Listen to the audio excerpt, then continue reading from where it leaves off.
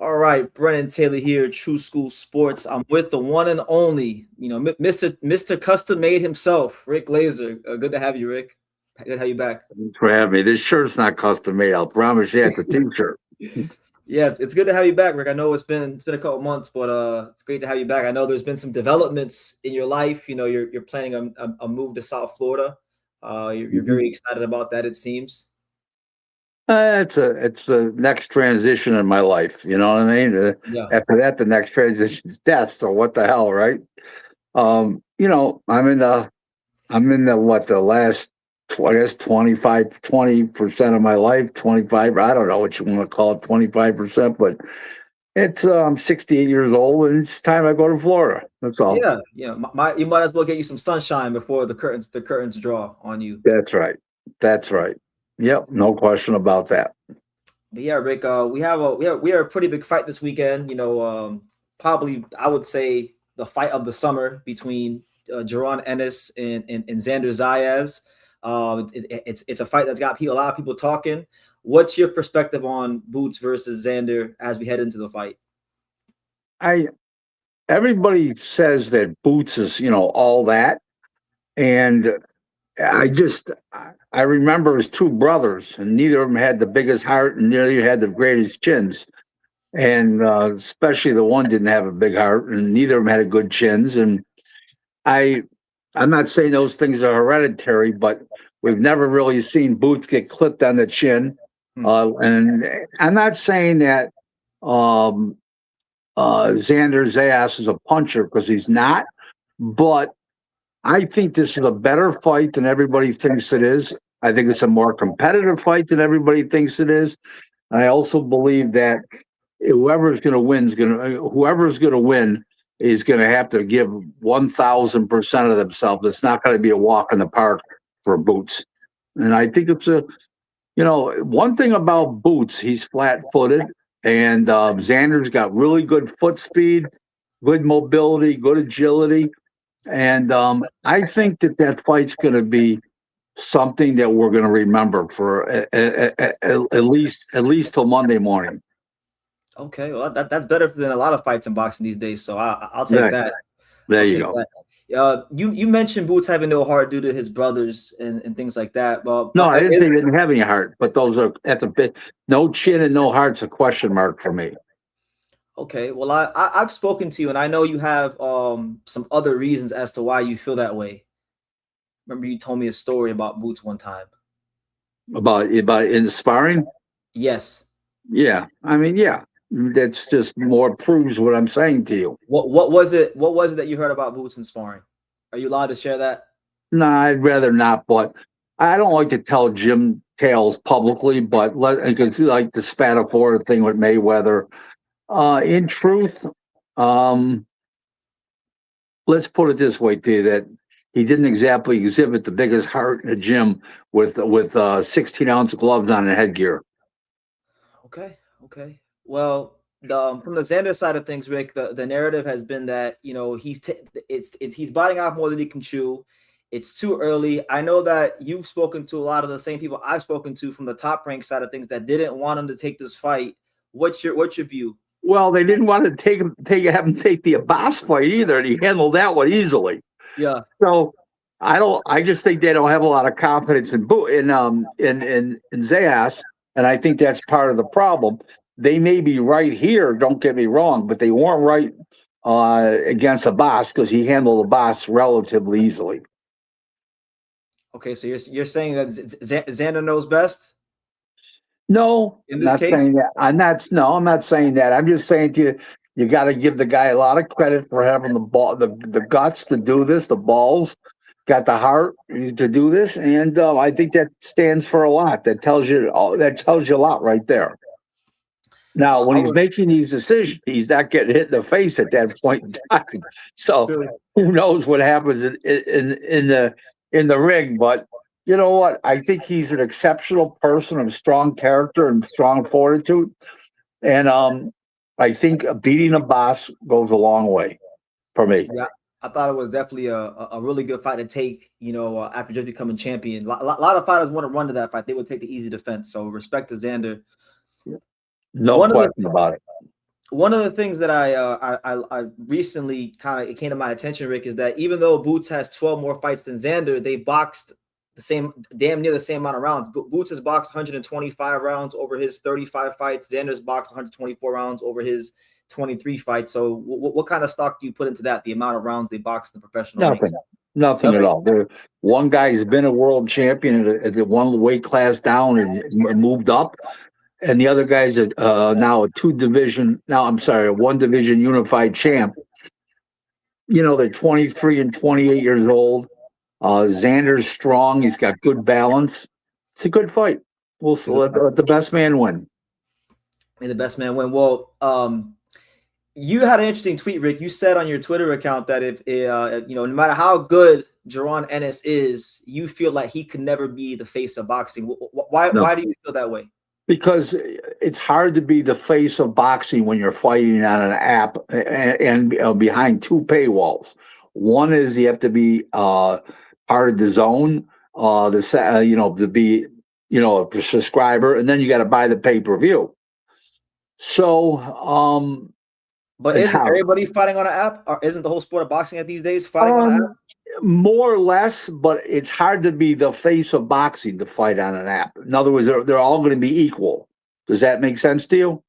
That makes sense. So that means pretty much like, at least in America, like no one can really be the face of boxing because the zone has consolidated. 1,000% correct. Absolutely spot on. Okay. I think there's going to be about 15 fighters are going to be equal going forward. Maybe 10 or 12. I might be wrong there, but it's going to be a lot of fighters. There's not going to be a face of boxing. Do you think that that's good for the sport of boxing moving forward, or do you think that that's bad? Yeah, it's good because you've got a lot of guys that can be popular without being exciting. Like Shakur is popular without being exciting. Devin Haney's popular without being exciting. They win. Yeah, because they win, and they're what they're called stylists. They're the Mayweather type style, slick, smart. They're good looking.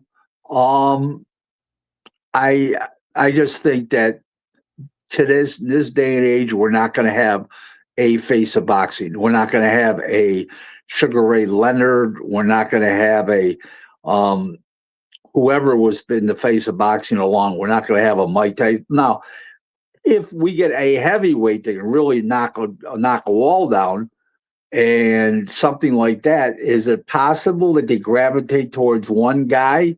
Yes, but let's not count on American heavyweights doing much. Oh no, we don't have any heavyweights to speak of though. They all get knocked out when it counts. Yeah, I would rather watch you eat a buffet than take the chance of American heavyweight making it. I'm with you on that one. But Rick, the comment section, they're really spirited right now about this whole Boots thing. So right here, this guy says that because Boots' brother didn't have a chin, does that mean Boots doesn't have a chin? That doesn't make any sense. No. Not what I'm saying. What I'm saying is to you that neither brother had a good chin and one of them didn't have a heart. That's not a good sign. I'm not saying it's hereditary, but it's not good. Their father trained all three guys. It just doesn't sit well with me. Philadelphia fighters are known for like the gym wars and sometimes leaving the best pieces of themselves in the gym. Could that be a concern for Zayas-Ennis going into this fight, Rick? No, because he's not going to fight. He's not sparring with guys that are nearly as good as him. In other words, in a prior era of boxing, like 30 years ago, you had 10 animals in the same gym. Now, when you got a top guy with Zayas-Ennis, you got to bring sparring partners in. So they're only in there for about 2 weeks. So no. Okay. Does that make sense? Wait, does that make sense? No, that makes sense because I know back in the day, like Pernell Whitaker and a lot of these guys, they would have a couple future world champions or world champions in their camp. Yeah. You could put together a card with a lot. We're not that lucky today. They're all prima donnas today. Yeah, boxing is not like it used to be. No. But you mentioned this fight being better than people think it'll be. Do you think it's a tougher fight for Zayas-Ennis than Virgil Ortiz? Do I think what? I'm Do you sorry. think Xander Zayas is a tougher opponent for Inoue-Ennis than Virgil Ortiz? Oh, Virgil Ortiz could punch a hole in a wall, and he can really punch. So no, and he's physically very strong. And no, Virgil Ortiz is a real fighter. I'm not saying that Boots may not prove to be better, but he can punch. He's strong. He's got great balance. He's tenacious. One thing about Xander, which I don't like, is that if he sees an opening or you make an error, he can't fulfill with a knockout punch. Virgil could end you. Boots was saying that he feels Xander can do more in the ring than Virgil. That Virgil just kind of more of a straightforward fighter. He's more one dimensional. He just got power. Well, What do you that's like that's like comparing a that would be like comparing a freight train to a snake. I mean, it's you know what I'm saying. I mean, everybody's got their own attributes and their best qualities and things like that, and those come out. Those attributes come out against different boxing styles. Depends on who they're fighting. Yeah. So, in other words, a guy who's not a puncher, okay, like Xander needs a better footwork to get away from a Boots, the onslaught, where Virgil doesn't need the better footwork because he can stand there and bang, and he can take your head off. So because Xander doesn't have that knockout punch, he's got to do more physically, use his feet with agility, and show a bigger ring IQ, where the other guy can walk straight in and bang. So it's a different style altogether. So it depends on who you're fighting, where those attributes would show up or they wouldn't show up. Does that make sense? No, that makes sense. Different fighters bring out different things. Right. Different challenges. I get it. Right. Just like when Sugar Ray Leonard fought Tommy Hearns, he stood in the back on the outside and boxed with Hearns. Okay, where when he fought Duran the first time, he rumbled with him on the inside. Then in the second fight, he boxed Leonard Duran on the inside when he realized the first time didn't work too well.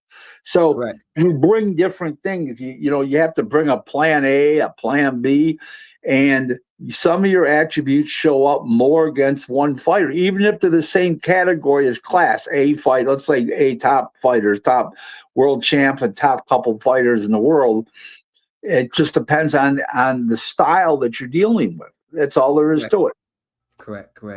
They want those gym stories, Rick. They want gym stories, and they want you to make a pick. So do you have a pick? And well, the wisdom pick is Boots, but I think it's a much better fight. I don't think it's everybody thinks you walk across the ring like Mike Tyson did to Carl and Truth Williams and knock his ass out. It's not happening. Yeah, no, I don't think it's the kind of fight either. Unless, of course, Xander gets hit with that big right hand over the top, because sometimes Xander can get hit with that shot. But I don't think Xander's going to be standing there. I think he's going to show high ring IQ, good jab on him, and stuff like that. How would you like to take Peter Khan's blood pressure ringside? Well, I can't even get a hold of Peter Khan these days. Peter Khan's a well sought after man. It takes like 3 months to get a message back from Peter Khan. That's pretty sad. If you call me, I'm calling you back within minutes, buddy. But shout out to Peter Khan. I still got love for him. They want to know from you, Rick, can Boots land those wide shots that he loves throwing against the pressure fighters? What do you think? It's hard to say. Like Saturday night's going to be true serum for both guys. So I don't know. Let's see what happens Saturday night. We're gonna know a lot about both guys at the end of Saturday night. It might be one of those fights that Boots wins a great fight and Xander loses close.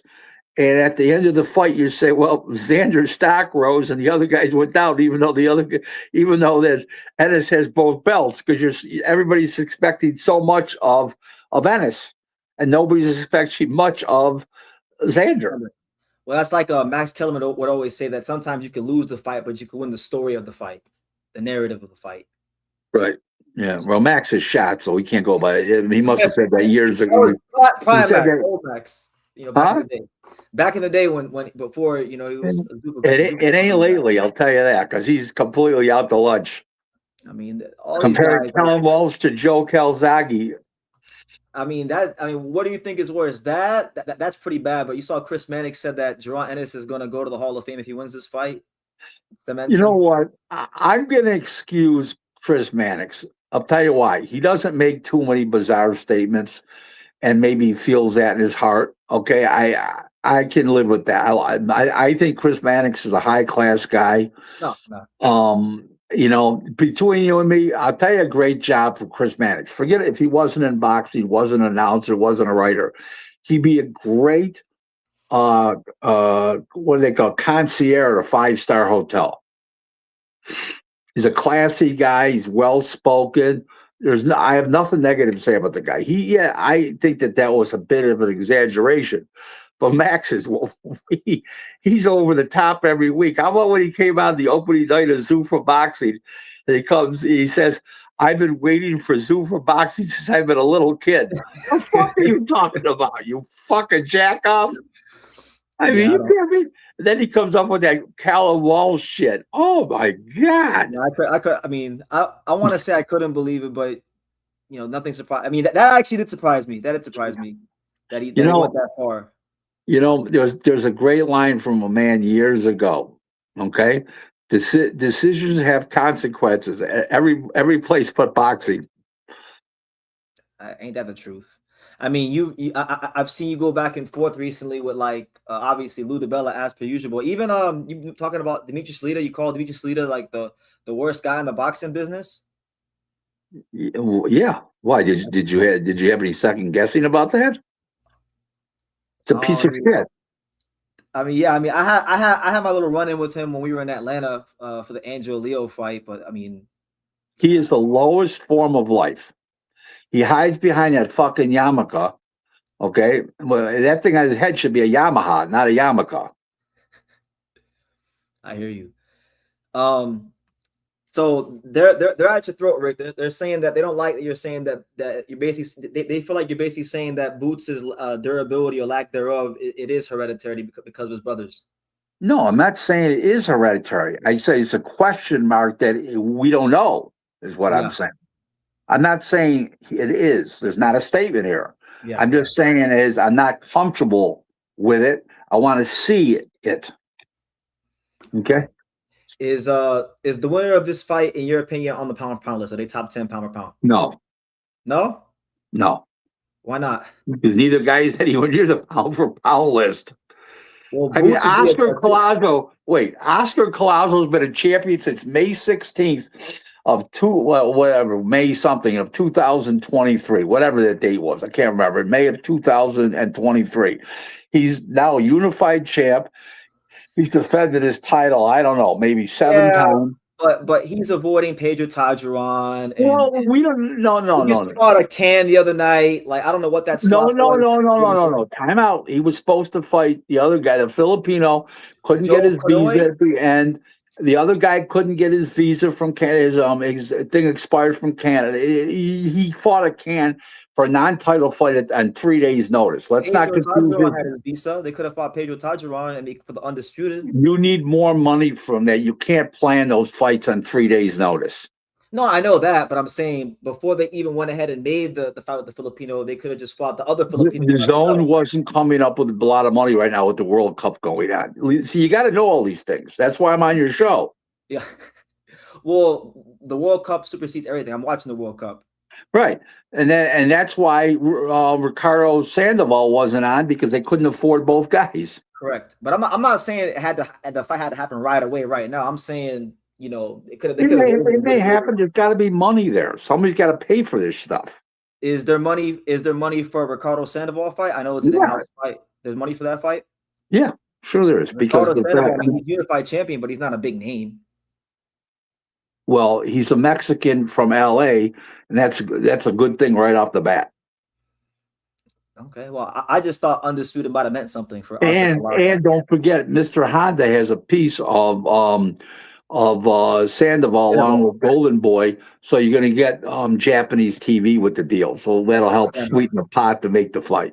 There's always reasons. Just ask Rick Glaser, the OG. I will give you all the reasons of what business ended, but why shit happens and why it don't. Well, it's always money. You always follow the money, but I personally feel like it's not always money. Sometimes it's ego. Sometimes it's pride. Some guys just don't like each other. You can't put it together. Palazzo has some ego. He's telling Pedro Tajaran to basically like be quiet and wait his turn. No. I'm talking about the promoters. I know that, but I'm saying I feel like sometimes the fighters can parrot what the promoters feel behind closed doors. That's true too. Too. Absolutely. You know, and I feel like Pedro Tajaran deserves his shot at Oscar, undisputed. I don't think it's going to come to that. I think he's moving right up to 112. I don't think it's going to. Why not 108? I don't think it's going to come to that. I think he's going to. There's a lot of money, a lot more money in a fight with Ricardo Sandoval than there would be with Tajaran, and not even a comparable thing. And I also think that between the Japanese TV and between the zone being more interested, I mean, that's a big jump, those two full weight classes. I mean, that's a Bam Rodriguez move. No, correct. So you knew that Mr. Honda had a piece of Ricardo Sandoval. Do you know if Mr. Honda happens to have a piece of Rene Santiago, the unified champion at 108 pounds? No, he doesn't. He doesn't. He's out there. I mean, he's an all-star because Felix Zavala is very, very, very close, like father and son with Mr. Honda. Correct. So, wouldn't Collazo versus Santiago be an option? They're both Puerto Rican. I believe it would be. I think it's a great fight. But I don't think the public demand is for that fight. I think that the zone is more interested in the Sandoval fight. I just think it's a much bigger fight. Okay. Money-wise, interest-wise, the zone's interest, Japanese TV, a little bit of everything. Remember when Sandoval won the title, he beat a Japanese guy that had both titles. That was real good. Kenshiro. He beat one of the best. There you go. Yeah. You're the Japanese expert. I keep forgetting that. Okay, Kenshiro has been the best guy from Japan. You're the only guy I know. You walk into a Japanese restaurant, you don't need a menu. Except to look at the prices. Give me the udon noodles. But Rene Santiago beat 3 Japanese guys. I know. It's very good. It's a fun fight. But I just don't think I think the problem with a Collazo Santiago fight, you're drawing from the same demographics. That's fair. I think that's a problem. You know, it's not like Puerto Rico is Mexico. No. But we got a super chat, Rick, my man Hyro. He said he wants to know from you, who do you think would win between Jael Pataya and Dave Benavidez? And he also wants to know, when did Jael Pataya get fans? I don't know what he means by that. He doesn't have any fans. I mean, there's no I mean, he's got the occasional guy that says, "Oh, I like watching him," or "He's good," but I mean, I've never heard of a guy say, "Oh, I can't wait to see Jael Pataya fight again." So, you know, I don't know. I think because he's left-handed, he's very rangy, and I think his ring IQ is very high. I think he would beat Benavidez by decision. I don't think he would stop him. Yeah, I think he would win by decision. I think his footwork's good enough. I think his ring moxie and his ring IQ is good enough, and to beat Benavidez.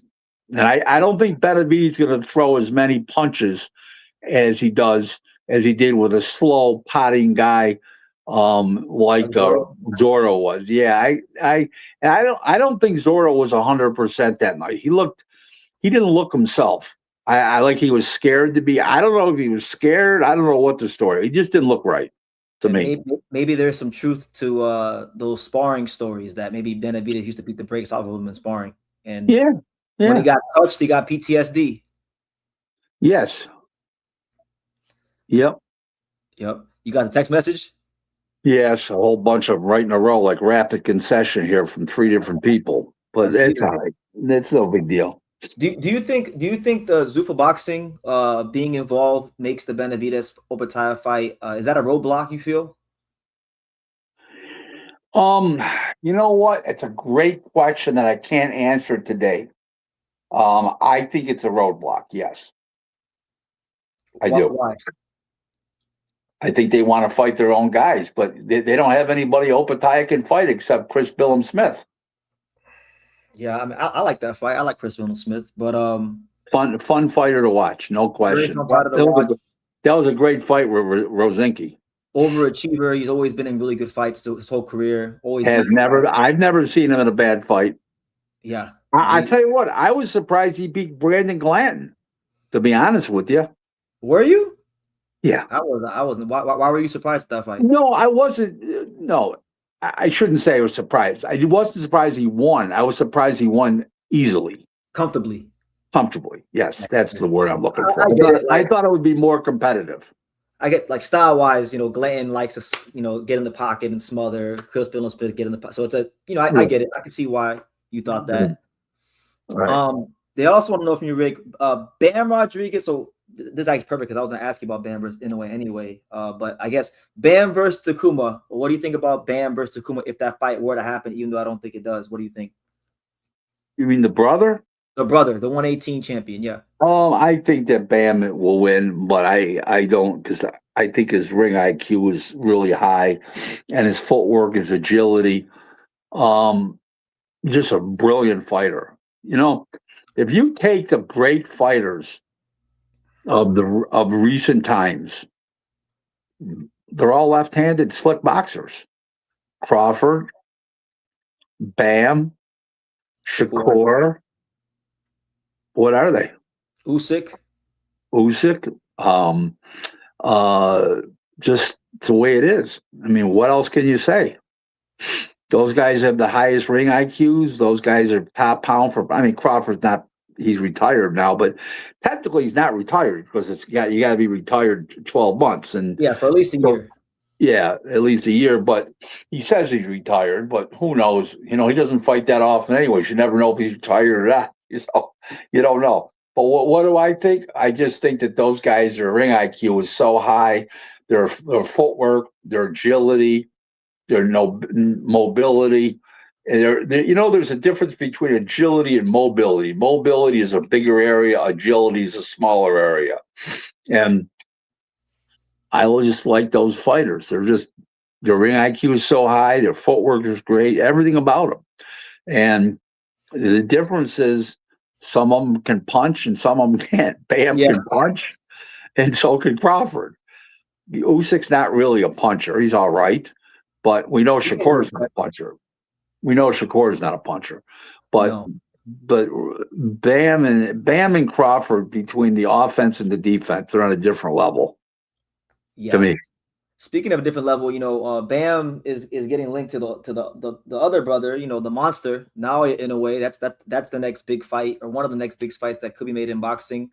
I know you're high on both sides. Listen, wait. I know you don't know the date yet. In February, next February, it's going to be.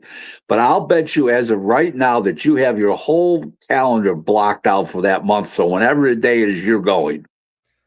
Yeah, of course. Oh my God. I mean, I was gonna go to Japan at the end of this year anyway. So if I time it out right, I could go for like 90 days, do the whole 90-day thing. There you go. But what do you think about that fight, Bam and Naoya Inoue? I think he's too small. I don't think he's strong. I think he's too small, and I don't think he's strong enough. I think that Inoue is Inoue, and I just think he's one of those freaky fighters that's so strong. I just think that 22 is his max, that he's going to be able to knock people dead. But I think that, I wouldn't take that fight if I was Bam early next year. I'd wait till the end of the year, and I'd fight 3 more times between now and then at 118.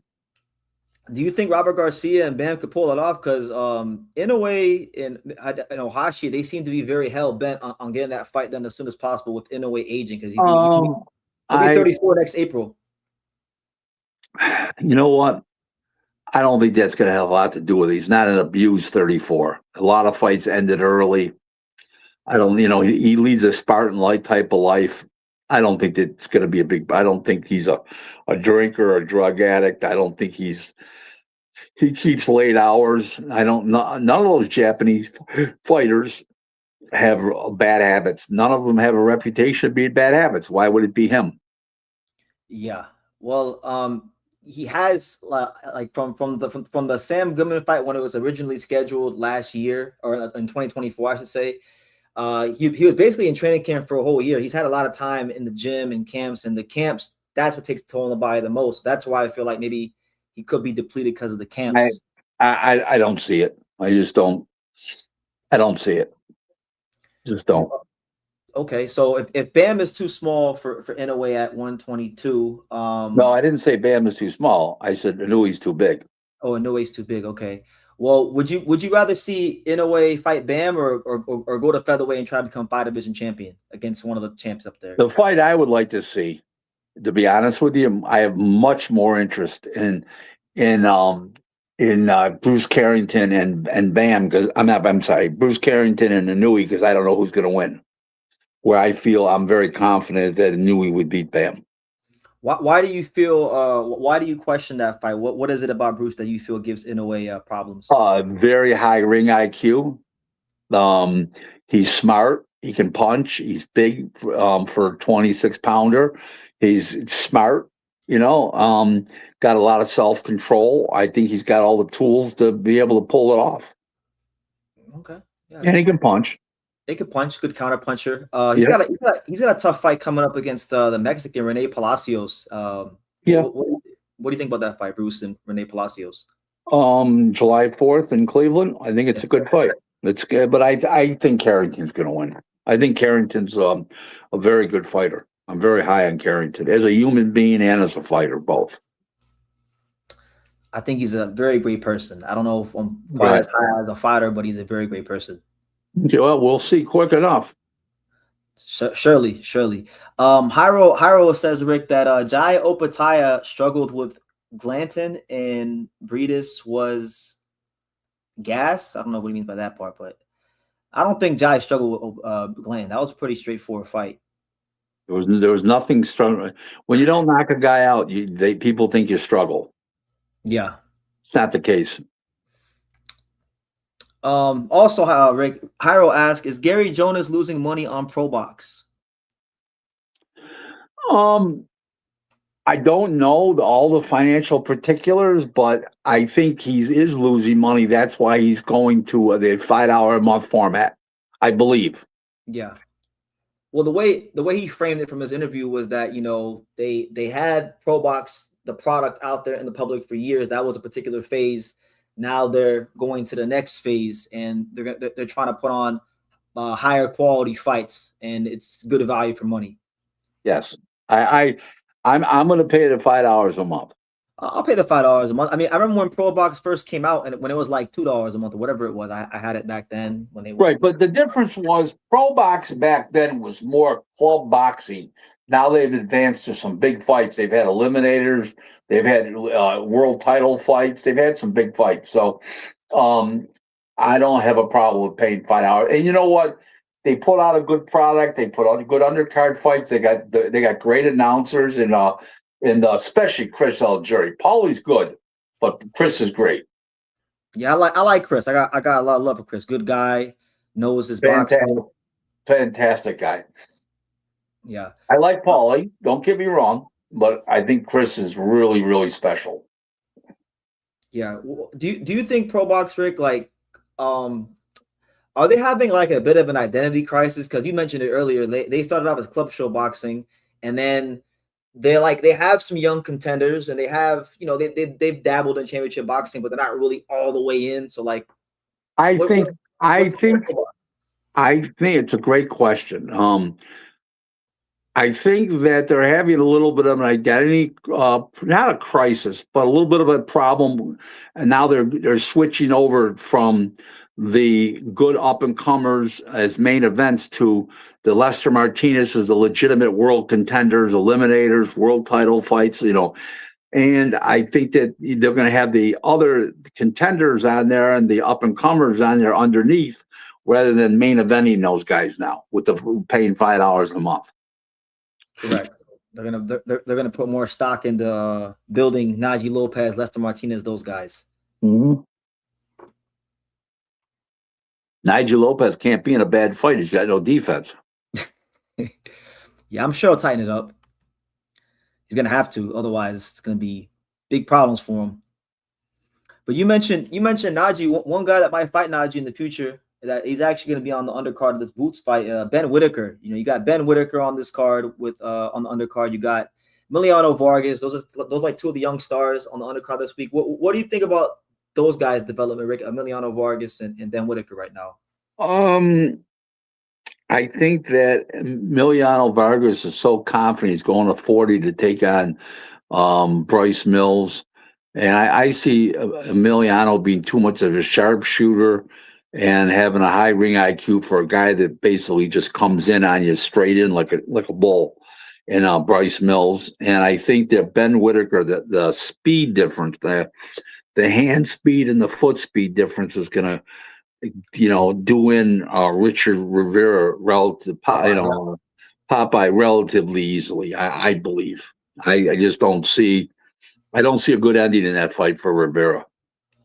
Which one of those two on the undercard, who do you think has a higher ceiling as a fighter, Vargas or Whitaker? I think Whitaker does, because of the fact that he's UK based and they're more excited about their boxing over there than they are in the US. Where in the US, boxing's the seventh sport, where the English football we call soccer over here is their biggest sport, but boxing's right behind it. Where over here it's a seventh sport. So I believe that because of that, Whitaker will have a bigger ceiling popularity-wise. I think that ability-wise, I think Whitaker's going to have a little bit more because he's only a few fights into his career, about half the amount the other guy is.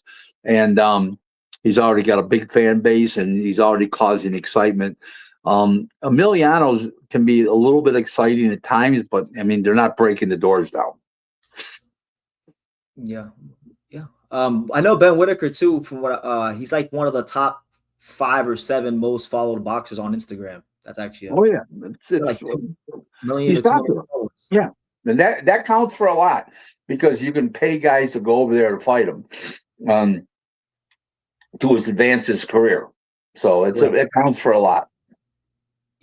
Commercial value is a big thing in boxing. Rick, as a guy who was in the business, a lot of times fight fans and even fighters themselves may not understand the importance of commercial value. What is commercial? The general rule, don't understand too much.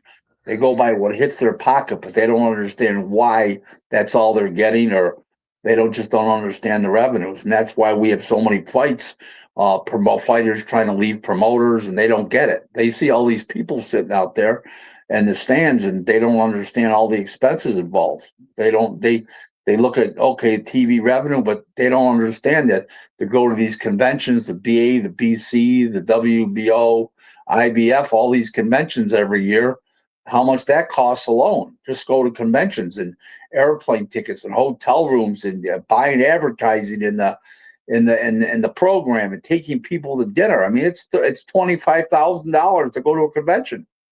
Do it right. And they don't. A lot of times they have these conventions way out in like Thailand or Uzbekistan. I know. Oh yeah, Vietnam. Vietnam had a last year with IBF. Right. So Vietnam, Thailand. I mean, yeah, it's bizarre. Uzbekistan.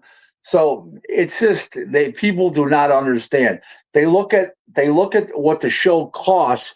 They look at how much it brings in, how much it costs, but they don't understand that the promoter's got 40 people working in the office. They got a big office. They got 40 people, 5 people in publicity, 3 matchmakers, and people do medicals, a CEO, a CFO. I mean, it costs a lot of money to run a company. I don't want to mention the name of the company, but just a couple of years ago, I had a guy tell me it costs $1.2 million to run a certain promotional company a month. Damn, a month. A month. That's a lot of money. A lot of money. That's right. Okay, well, Rick, there was some news that I guess broke before we went live. I guess Joe Cordina is having some visa issues, so he's not fighting Abdullah Mason anymore. And I guess now Albert Bell has stepped in to fight Abdullah Mason. Right. What do you think of that matchup? I actually like it better than Cordina. They're both local guys. I think that he's long armed, long reach, very tall, and Bell. And I think it's more of a tactical fight, more of a boxing fight than the other one was, where the other one would turn him into more of a brawl. From a purist standpoint, it's a better fight. But the other one is from a fight fan standpoint is probably a better fight eyeball wise. But Albert Bell's capable. He's no joke. No, Albert Bell's been knocking on the door for years trying to get his shot. I remember when he beat Andy Vences years ago. That was a big deal. So I think it'd be great for the Ohio boxing fans that this fight's happening. Yes.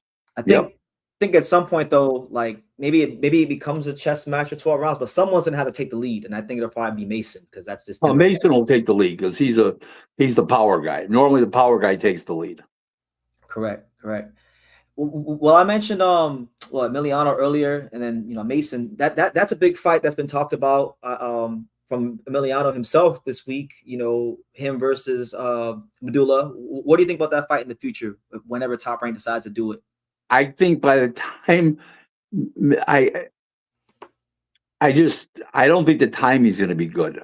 I think somebody's going to move up in weight, and they'll be in different weight classes. I don't know. Somebody won't fight one or the other. It's too good to be true if it happens.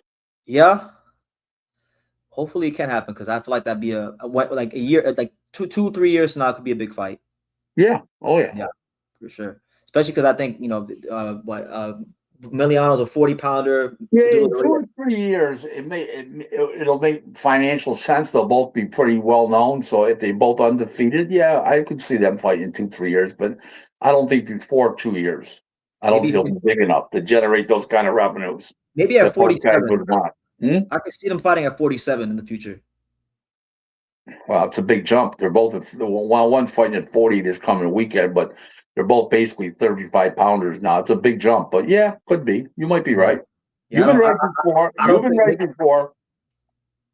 You've been right before. This is true. Yep. I know a thing or two sometimes. Yes. Hiro wants to know from you, Rick, and I'm sure you have a field day answering this question. Why can't Devin Haney get fights with Turki Al-Sheikh? Well, he's been known now to price himself out too much. Nobody really wants to watch a guy move around the ring like that and fire jabs and move around. And, then he prices himself out and he won't fight anybody. It's a little bit of a combination of things. If he said, I'll fight reasonable, let me be in a big fight, I'll fight reasonable, I'm sure he would. But that's not the case. They're always overpricing themselves.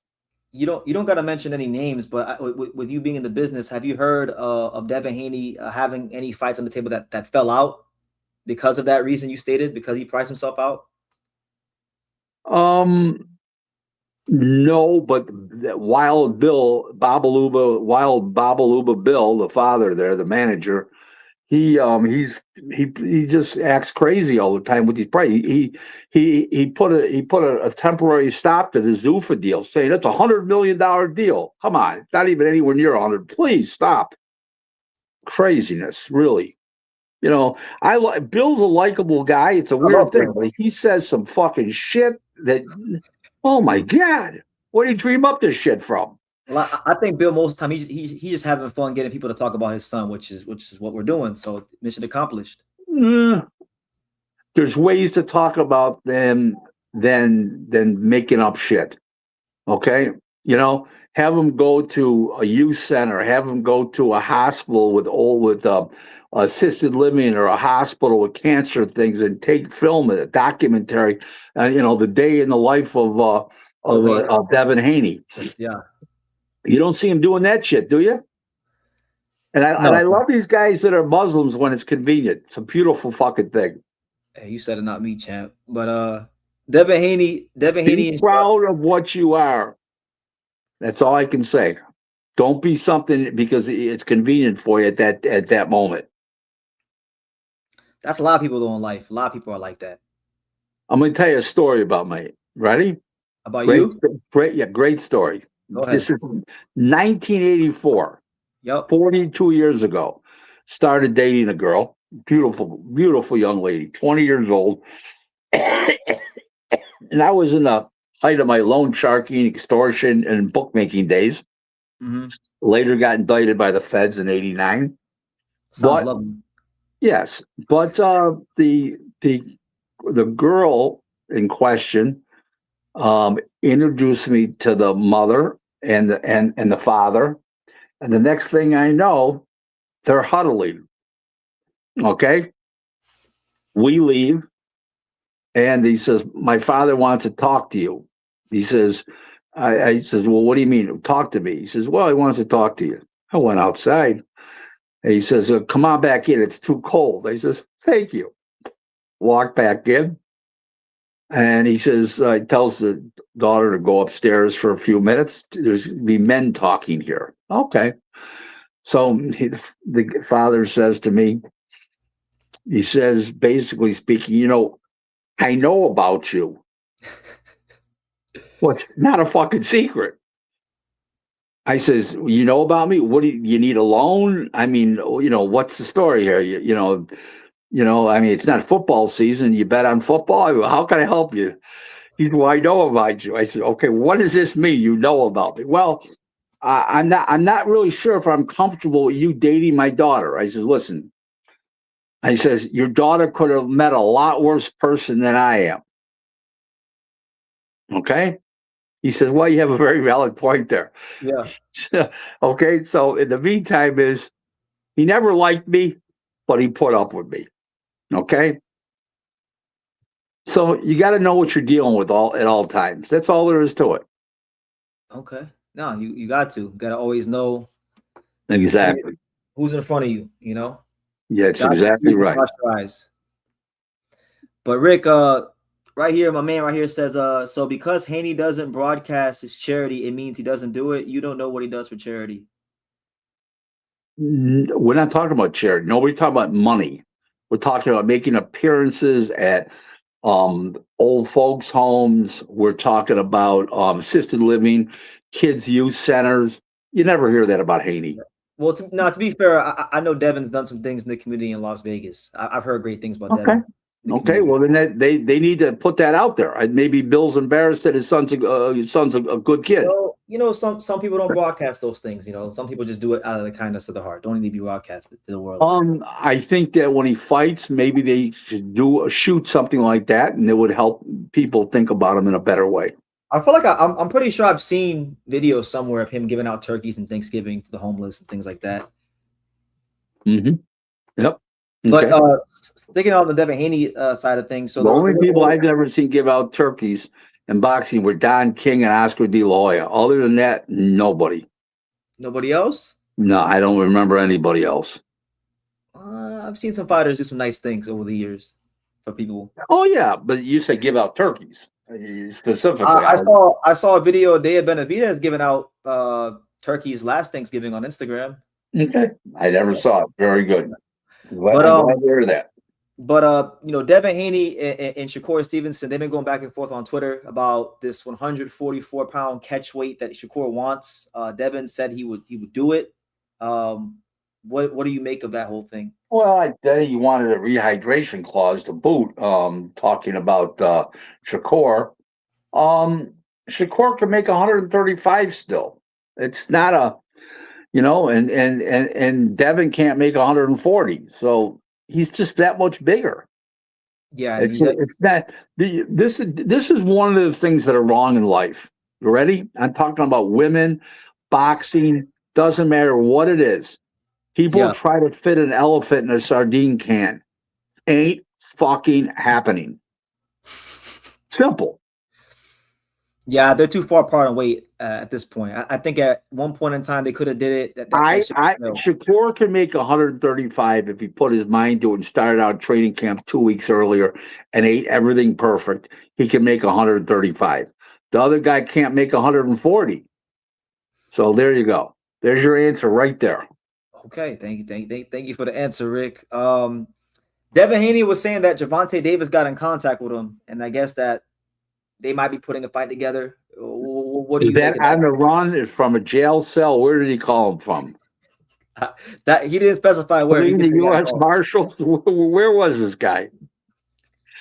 I don't know, but do you have any thoughts about Gervonta Davis? You know, in terms of him and being involved in a big fight this calendar year.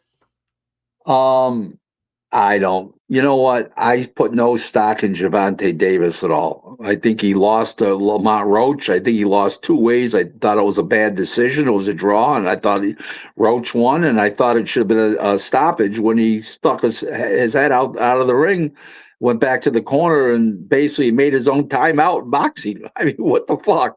Yeah, So he got bailed out. He got bailed out by the he ref. got bailed out. But in truth, explosive puncher, mind of a pea. That's all you can say. Yeah. Do you think the American boxing market needs Gervonta Davis to at all? Because I don't he's think one of anybody needs Gervonta Davis. well, Rick, he does sell tickets. He does sell tickets, and he does move the Okay. needle a little bit. Okay, he's not a pay-per-view draw. That's in everybody's mind. He's not a pay-per-view draw. I know the numbers. He's a good site draw. He's good draw on the at the gate. That he is. So it's what the facts are. Okay. Do I think he's good? He's a good fighter. He's a very good fighter, but he's just such a mental midget. We ought to have a police blotter, a crimes in court blotter, just for Floyd Mayweather and fucking Gervonta Davis. Yeah, I mean Floyd. I know Floyd's going through it right now. He might be going to jail soon because he's involved in a bunch of stuff that. Yeah, but you know what? Those kind of deals, you pay the 200,000 and it's over. So it's not. He's not going to jail. Yeah, He's got to sell a couple of cars or a piece of real estate. He's just so far upside down financially. This guy could be $40 million upside down. Yeah, he's not doing well. No. My man right here says that we need Tank more than Devin and Shakur. What do you say to that, Rick? Well, right now we do. That's true. That's true. I mean, we really need him to smack more women around and violate his probation more often, and we really need that. There's no question about that. Yes, such a model citizen. I mean, hey, you said it, not me, champ. Okay. So they're asking me about, and I asked you about this earlier too when I called you. Moses Tama, Philip Hergovich. I'm really excited about this fight. You know, Moses stepping up against an incredible top 10 heavyweight. It's gonna be a shooting gallery. I'll be in the UK for this fight. I'm excited for it. I'm proud of you. I think that I have a very high opinion of it's warranted. I have a very high opinion of Frank Warren. I think he's a great promoter. I think he's a great, but of all the boxing promoters, he's by far the best pure boxing guy. Really? Yeah. Why do you say that? That's a bold statement because considering Bob Arum's still around, No, boxing guy. Bob was the best promoter. The best pure boxing guy. Yeah, because Bob comes from a law background. Yeah, Frank Warren, he knows boxing. Fact. Have you had any dealings with Frank Warren over the years? Yeah, yes. What's one thing that maybe he said to you in a conversation that helped you form this opinion that he is the best outright boxing guy? This is now his general knowledge. I'm a very good boxing guy, and he's sharp. That's all there is to it. Okay. So I know when I called you and I told you about this fight, you said that the speed gap between Hrgovic and Itama is so wide that it's gonna be very close to like a Mayweather Gotti type fight. That's how you felt. Yeah, yeah, it's going to be pretty close to that shooting. I call those shooting galleries. It's going to be a Yeah. shooting gallery.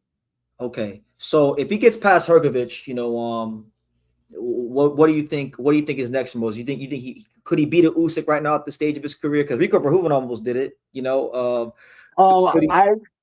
I don't think he could right now because I don't think he's got his man strength yet. But I think in 2 years he'll blow a hole in Usyk. A Yeah. year and a half to 2 years. When he catches his man strength, he's a kid. He's like 20 years old. It's a kid.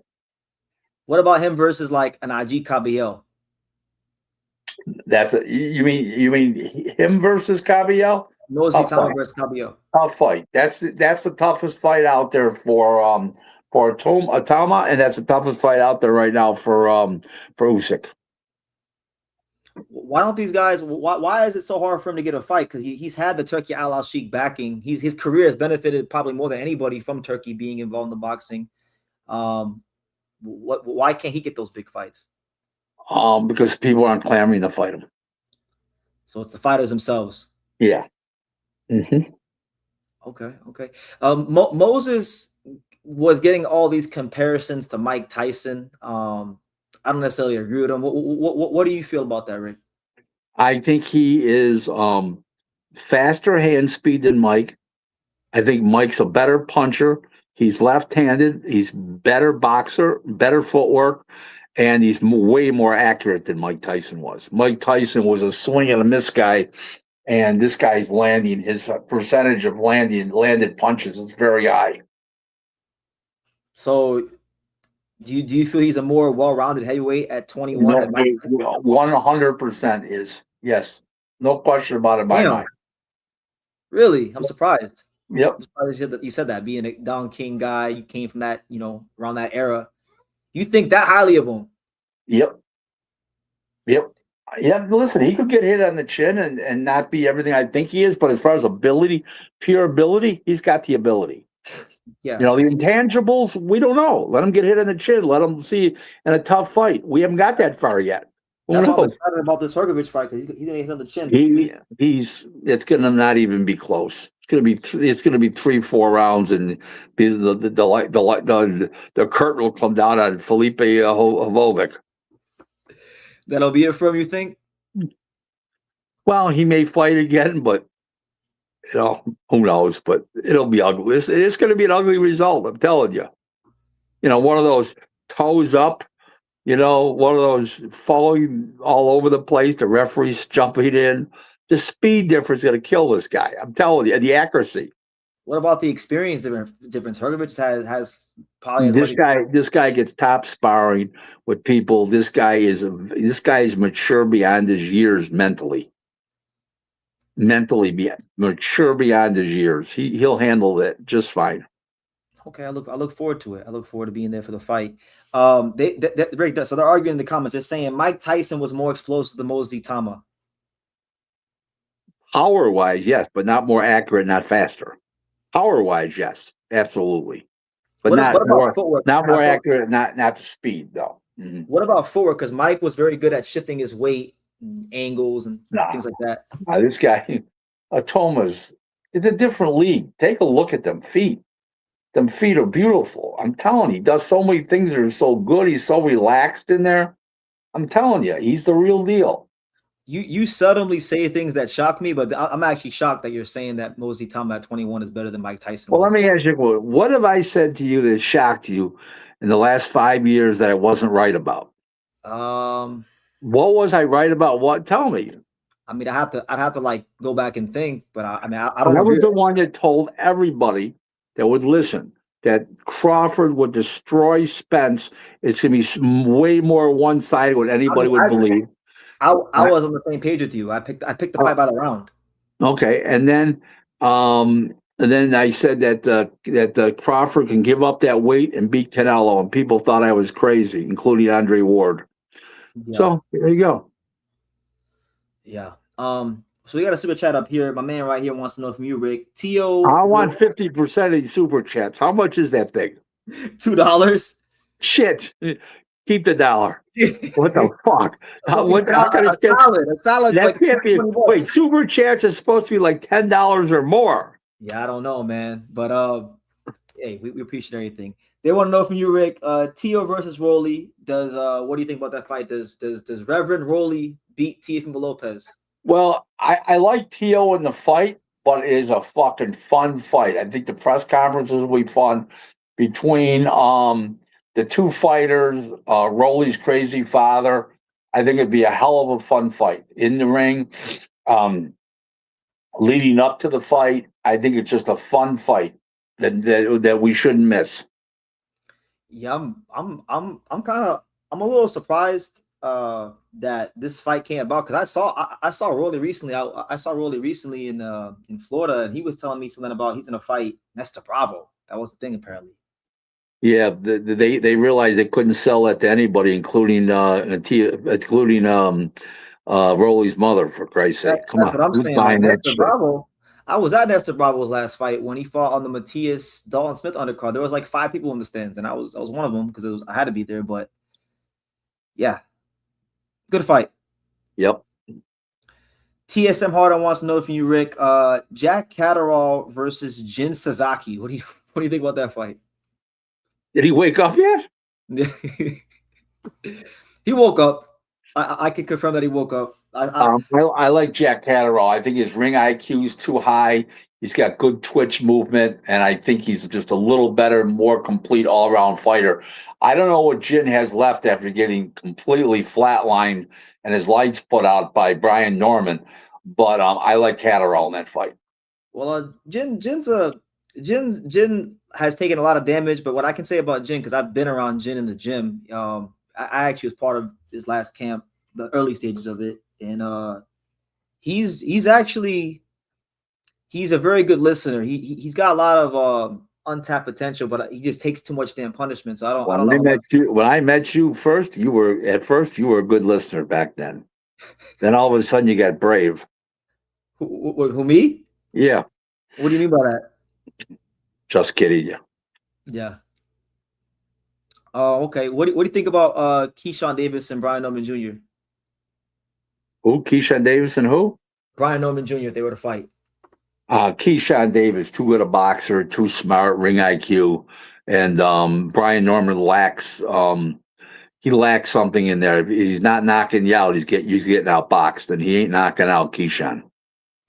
And his chin ain't the greatest either. He might be a little weight drained at 47 at this point. Right. Brian Norman, you talk about? Yeah. Brian Norman Jr. Yeah. For sure. Now, I know that you don't think O'Shaquie Foster can beat Shakur Stevenson, so I wasn't even going to ask you about that. But Top Rank has that potential fight with Shaq Foster and Emmanuel Navarrete that could possibly happen. Yeah, there's only one reason why I favor Navarrete in that fight. Very unique reason, because you cannot get sparring partners to spar for that fight like Navarrete. Impossible. And I think that's the big difference in that fight. Not big difference, but that's the difference in that fight. Yeah, it's like that combination of volume and range. He's rangy too. People forget how rangy he is. No, everything. Volume, range, all those unorthodox punches flying in from different angles. Just very difficult. But I'm very high on O'Shaquie Foster. I think he's another guy with high ring IQ. But very, very high ring IQ. Yeah. Yep. Hopefully, I'm hoping Shakur Stevenson. I mean, I'm not holding my breath, but I'm hoping Shakur Stevenson will stand on his word and give O'Shaquie Foster the opportunity to fight him. Weight's too big of a difference. One's a 30, one's a 40. Come on. They can be at 35. You just said that Shakur Stevenson. Yeah, Shakur can make 35 if he does, if he wants to. But he's such a prima donna at times. Who knows if he wants to? Well, I'm glad you said it. Because he is. Shakur Stevenson, yeah, he's going crazy. He won't fight Devin. He won't go to 47 to fight Dev. He won't fight Shaq. The fight he should fight, but he's not at 47 anymore. He should have fought in Hitchens. That's a fight he should have fought. You mean at 40? Now Hitchens is at 47, so no, that won't happen. Yeah. What about Shakur and Murataya? Shakur and Muay Shakur would outbox him and box him. Yeah, I knew that, but I'm saying like, you think it could actually happen? Um, Muay moving up because he can barely make 35. I could see that happening. Yeah. Yeah. Hopefully some of these fights get done. But let me see. Oh, is there from what you've heard, Rick, in the boxing business, is there any truth to these negotiations between Gary Anton Russell and Isaac Cruz? That was a thing that was reported recently. I I don't know it to be a fact, but it sounds possible. Yeah, Yeah. absolutely. Well, they're both PBC fighters. They're both on the PBC Johnson. So I was still on there. So I would say yes. Okay. What do you think about that fight? I think that Anton Russell is too fast and too much of a sharpshooter and is too prime, and the other guy is a little slippage in the other guy. And Isaac Cruz. Yeah. Why do you feel there's slippage with him? He follows the guys around too much now and stuff like that. He's wider and more looping with his punches than he used to be. Not a good sign. Okay. Okay. I actually talked to Gary back in, what was it? I think March. Talked to him back in March when I in Vegas, and he's made it very known that like he wants to fight. Like he wants to fight Shakur Stevenson. He feels like that could be a good fight. Shakur has a belt in his weight class. Do you think Gary could pose some problems to a Shakur Stevenson at No, all? no. No. Mm-mm, mm-mm. He Shakur is one of those kind of guys that you're not excited to watch him fight because he's boring, not exciting. I mean, it's not boring, not exciting, but at the same time, you want to see what he does to somebody. It's almost like a public lynching. He Yeah. just is one of those rare fighters. Like makes you look bad. Look what he did to Tiafimo. Swing and a miss, swing and a Yep. miss, swing and a Yep. miss. Over and over and over again. The ring Um. IQ is so high. The guy's ring IQ is agility, everything. Blocks punches out of the air, gets behind you, comes in at angles on the side. Just he's smart. Look at what Yeah. they do. So Yeah. I know. There's a reason why Shakur is so close to Crawford. Not only they're great guys, but and that stuff, but because Shakur realizes how great Crawford is and respects him. Right. Shakur doesn't respect too many people. No, he does not. I know. I know how high you are in Shakur because I've been talking to you about Shakur for all these years now. So, question I would ask Rick is, if you had to bet your life on somebody potentially beating a Shakur Stevenson from 135 to 140, or just anywhere in and around his weight, who would be the best bet to give Shakur Stevenson a run for his money, in your opinion? Nobody. Nobody? Nobody currently at 135 or 40 will beat him. How about 47? Um,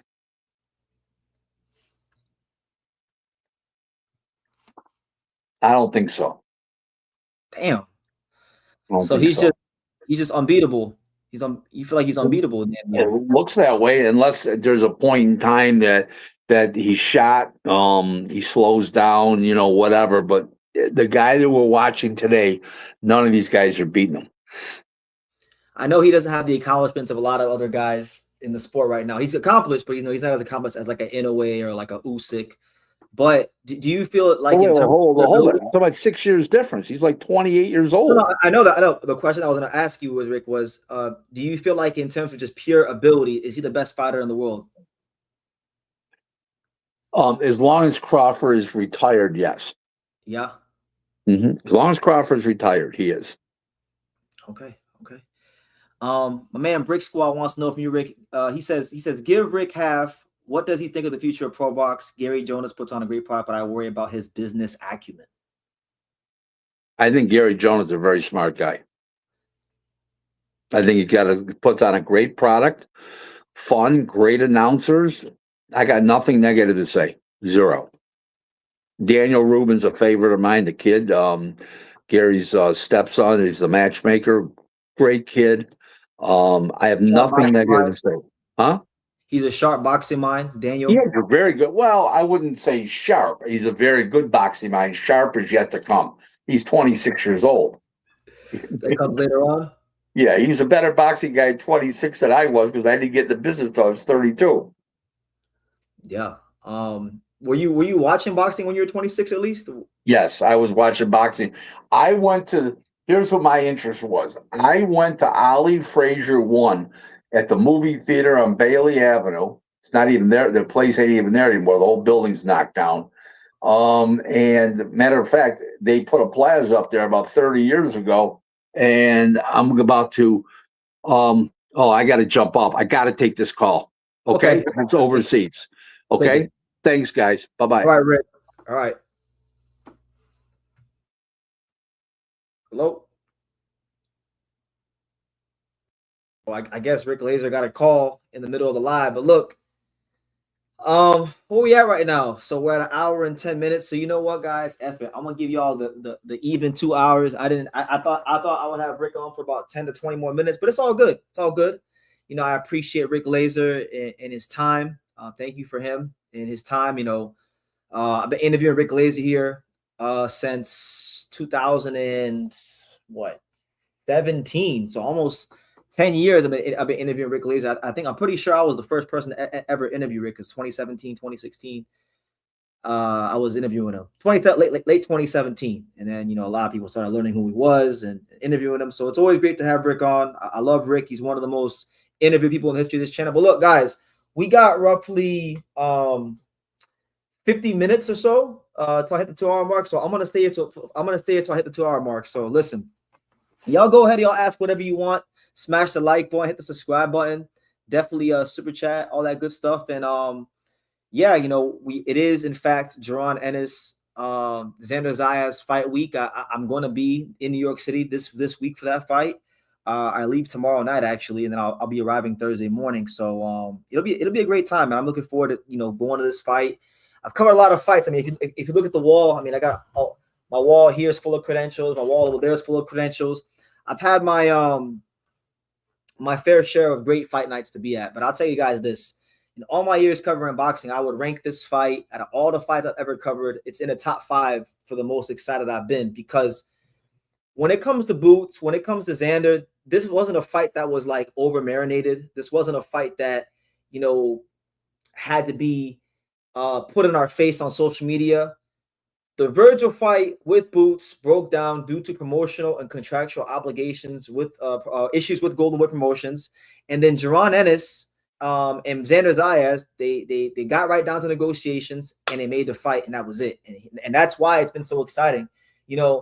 Shakur Stevenson, Devin Haney, Tank, all these guys that are going back and forth. It's to the point where, like, by the time they fight, I'll appreciate it in the moment, but I'll be kind of exhausted. And it was the same thing with Crawford and Spence. Crawford and Spence was so over-marinated, but that by the time it came around, I wanted to see Terrence Crawford versus Zayas-Ennis, because I view Terrence Crawford versus Zayas-Ennis as the real number 1 versus number 2 in 2023.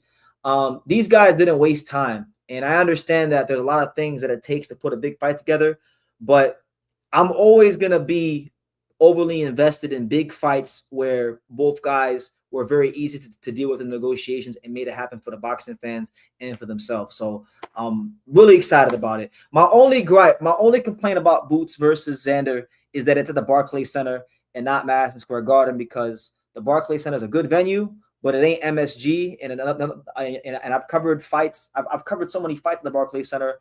I've never covered a fight in the big room at MSG. I've covered fights in the theater at MSG, but never the big room. And so I've always wanted to tick that off the box, and just hasn't happened yet. So I guess it'll have to be for another fight. But shout out to everybody here. Let me see. My man says, yes, Daniel Rubin is a sharp and good dude. Yeah, shout out to Daniel Rubin, Pro Box. TSM says, how good is Jin Suzuki's opponent, BT? So I'm not going to lie to you and act like I know a ton about his opponent. He's fighting some African guy who has one of the regional belts over there in Japan. Jin Suzuki is in the States. He is in Las Vegas right now, in training camp with Coach John and his trainer, Nakaya. And he's at the Salas gym as well. He's going all over the place in Vegas, getting his sparring and things like that. I'm not currently there in camp, but I'm getting good reports back and hearing that he's doing well. So good for him. Hopefully he gets another win, and then could build off that and fight someone in the top 15 next year. He says, Hyro says, it's because you hate the Knicks. That's why you haven't covered the fight in the big room. Hyro, I don't hate the Knicks. I dislike pretty much all the New York sports teams. South Florida, growing up around a lot of just agitating New Yorkers. I'm not really a big fan of a lot of the New York sports teams, but I like the Garden, and I am happy for the Knicks, and the real Knicks fans for them winning the championship. It was a very likable team, so it wasn't like they had any players I hated or anything like that. My man, right here, they said, I'm excited for Abdullah Mason versus Albert Bell. I will be in attendance. Yeah, it's a good fight. It's a good fight. I'm going to be at that fight as well. I've already applied for my credential at Top Rank. I've already got word from Top Rank that I've been approved, so I'll be there myself. It'll be on the 4th of July. Really and truthfully, I mean, it's a good fight. It's a main event, but I'm really there more so to see the Bruce Carrington fight, versus Palacios. I think that's going to be a tough fight for Bruce. I think it's a fight that, if he's not careful, if you don't take it serious, if he's not all the way dialed in, if he doesn't have a good camp, I think it could end up with him losing his belt. It's one of them kind of fights. And I'll be watching with a very close eye as a proud member of the best, as a proud member of the team of the best featherweight in the world, Angelo Leo. That could be a potential opponent for us. So looking forward to seeing how Bruce looks, and God willing, he wins. Bruce is a very talented fighter. He's a marketable fighter, and that's a big fight for the future. So hopefully he does this thing because we want him. But yeah, everybody get your comments in. Get your comments in. It's your boy BT, Brendan Taylor, the Untouchable True School Sports Empire. Just doing this is gonna be my last live. I'm gonna see. I'm probably gonna go live when I get to New York in the morning on Thursday morning. So Thursday morning, guys, I'm definitely gonna be live. So make sure you guys tune into that. I'll probably just be walking around New York City, and then I'm gonna go meet some people, meet some friends, get some pizza.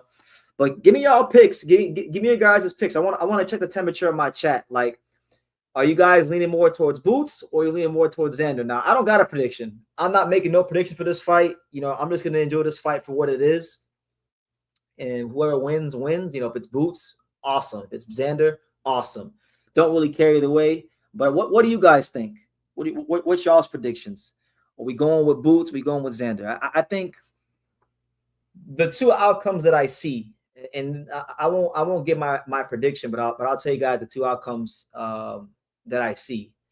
I think either A, Zayas-Ennis is going to stop Xander Zayas probably in 6 rounds or less, because I do believe he's going to come out strong. And, even though he is flat-footed, quote unquote, Boots has very good reflexes. And sometimes I've noticed that Xander doesn't get out his head out the line when he punches sometimes, and he can get countered with right hands. He's very susceptible just based off his stance, his posture, his balance. He's very susceptible to the counter right hand over the top, whether it be when he throws a jab, when he throws a right hand himself. But I'll tell you this: I think if Xander can weather that early storm from Boots, one thing about Xander and what I feel Xander's best quality is his consistency. Does he have the explosiveness of Zayas-Ennis? No. Is he as fast as Zayas-Ennis? No. But what Xander Zayas is a very well-rounded fighter all the way around the board. And he's the kind of guy that he doesn't lose a lot of rounds. Like, I know you can say he hasn't fought certain guys in his career and he hasn't fought the strongest competition, but Xander Zayas is a guy that doesn't lose a lot of rounds because he's consistent with his work rate, consistent with his balance, and he's busy. And when you make a mistake, he counters. Even if it's not the hardest punch, he's an accurate puncher. So I feel like his consistency could play a big part in this fight if Boots doesn't hurt him and stop him early. That's how I feel. So it's either going to be a Zayas-Ennis stoppage or it's going to be a Xander Zayas points. And I don't have a prediction either way. But hold on. Why are my comments not popping? Oh, there they are. He says, BT hates my Knicks. What? I mean, I don't hate, like, the Knicks. It's just a lot of people from South Florida that I grew up with that like aren't even real New Yorkers, that are really annoying. I didn't want the Knicks to win because of those people. But the Knicks, I would say, out of all the New York sports teams, the Knicks do not even crack the top 2. Probably not even the top 3. The team that I hate the most from New York is the Mets. I can't stand the Mets. My man says boots by decision, boots by KO in overwhelming fashion. I mean, it could be, could be. We shall see how it goes. So either way, I don't got no prediction. I feel like the fight's gonna go one of those two ways. It's good for boxing if Xander wins. I think if Boots wins, we won't see him fight again for another year. Well, I'm gonna tell you guys like this. Here's what I think about it. What if Boots wins? Here's my thoughts on this. So one thing that I do very, very well, because I don't proclaim to be the smartest guy in the world. So I do a lot of listening. I do a lot of listening because God gave me 2 ears and he only gave me one mouth, right? So I do a whole lot of listening. And really and truthfully, I've heard Boots talk a lot about how Xander Zayas had to take this fight because he's the biggest payday in the division. And when I hear Boots talk, he's talking as if he's already arrived. And he's confident. I understand there's confidence, but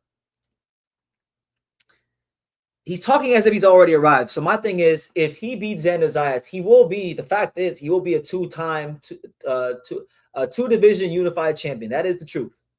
And I feel like there's a possibility he might just rest on his laurels. He may just stay there in Philly and just defend for like a year.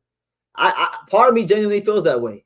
So we'll see how it goes. But I hope I'm wrong. I'm hoping if he does beat Xander, I'm hoping he goes and fights with Fundora and Kelly and does what he said he's gonna do, which is collect all these belts. And for me, I don't think it should be hard for him. He's got a big promoter behind him with Eddie Hearn, Matchroom Boxing, pumping a lot of money into his career.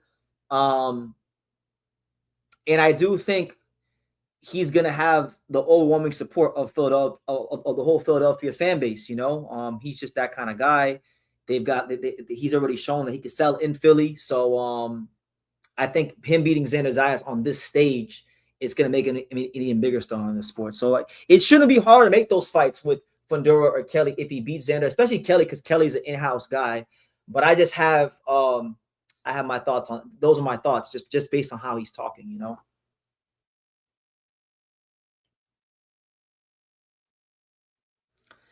He says, damn, Oscar Collazo is gonna punish Sandoval.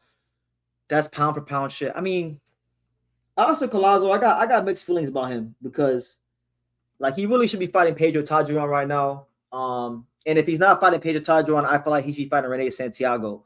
Where the fuck did all this Ricardo Sandoval come from? Like Ricardo Sandoval is a good fighter. I like Ricardo Sandoval, but he's not a big name. Like, yeah, he's Mexican American. I get it, but he's not a big name. I feel like the Santiago fight makes sense. Zayas is one-dimensional. He struggles to fight on the inside. He'd rather clinch and hold. I feel like both Boots and Xander both have flaws. You know, I like bullfighters. I'm a big fan of bullfighters, but believe it or not, like as I do rate them highly, but not quite as highly as I rate some other fighters in boxing, just because they both have a lot of flaws. Neither one of these guys really feints like that. I wouldn't say either one of these guys is really elite in the feint department. Boots, I wouldn't say he's flat-footed, but because I do think if he wanted to, I do think he could get on his toes and box. But I think because he loves to fight, he spends most of the fight in a planted stance. He's looking to be planted and land big shots, right? So I think that puts him in a position to lose rounds by being outboxed. So he's got his flaws, you know. We'll see if he tightens it up for Xander. Xander, I would agree with you on that, though. I think Xander definitely does. When he fought Jorge Garcia Perez, he did a good job moving in boxing, but he had to labor through those last, 2.5, 3 rounds, and there was a lot of clinching. That's a fair point. And that's one thing that if he's not able to clinch like he wants to with Boots, and Boots is able to little boy him off of him, that's going to be a problem for Xander. So we'll see how it goes. Both good fighters, both good fighters, both on the world-class level, but both have their flaws. Both have their flaws.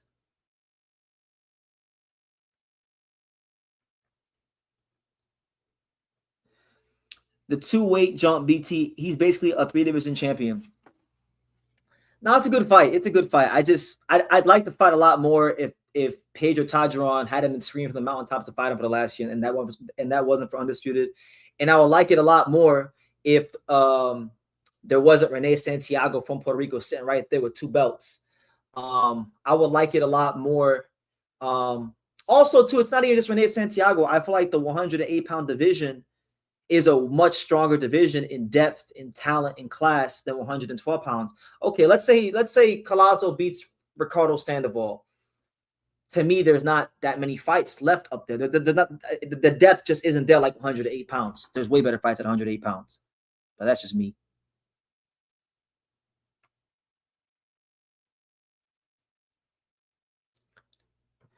How do you think Boots will do versus Sebastian the Whomping Willow Fundura? It's a good fight. It's a good fight. If it were to happen, to me, that's actually probably the most interesting matchup there is in terms of styles, because of how athletic Boots is, because of his explosiveness, but then also because of Fundura being so damn tall. I pretty much like, so Fundura is a fantastic fighter, but I feel like he's gonna get knocked out at least one more time before his career is over. So yeah, I think Boots could be I think Boots could be the guy for the job. It really just depends on who gets to him first.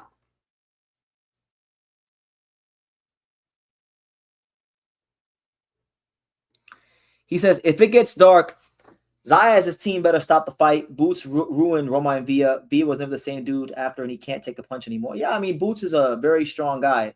He's one thing I can say about Boots, and I said this in a live about 4 or 5 years ago, and you can go look it up.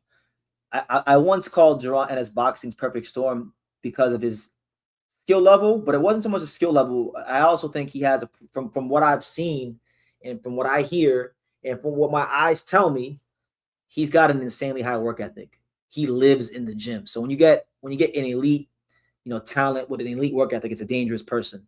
I would agree with that. I feel like if Xander does get hurt, they're gonna have to make some tough decisions.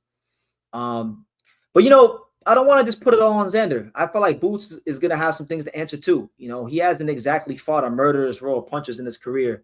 Villa, I would probably say, is the biggest puncher he fought, but Villa is significantly more one-dimensional than a guy like Xander Zayas. Xander Zayas brings more to the table than Romain Villa. And Xander Zayas, while he's not the puncher Boots is, I don't think he's as feather fisted. I don't, as some people make him out to be. He's a respect. He gets respectable punch. He gets the respect of everybody he's fought, and he's fought some pretty tough guys in his career.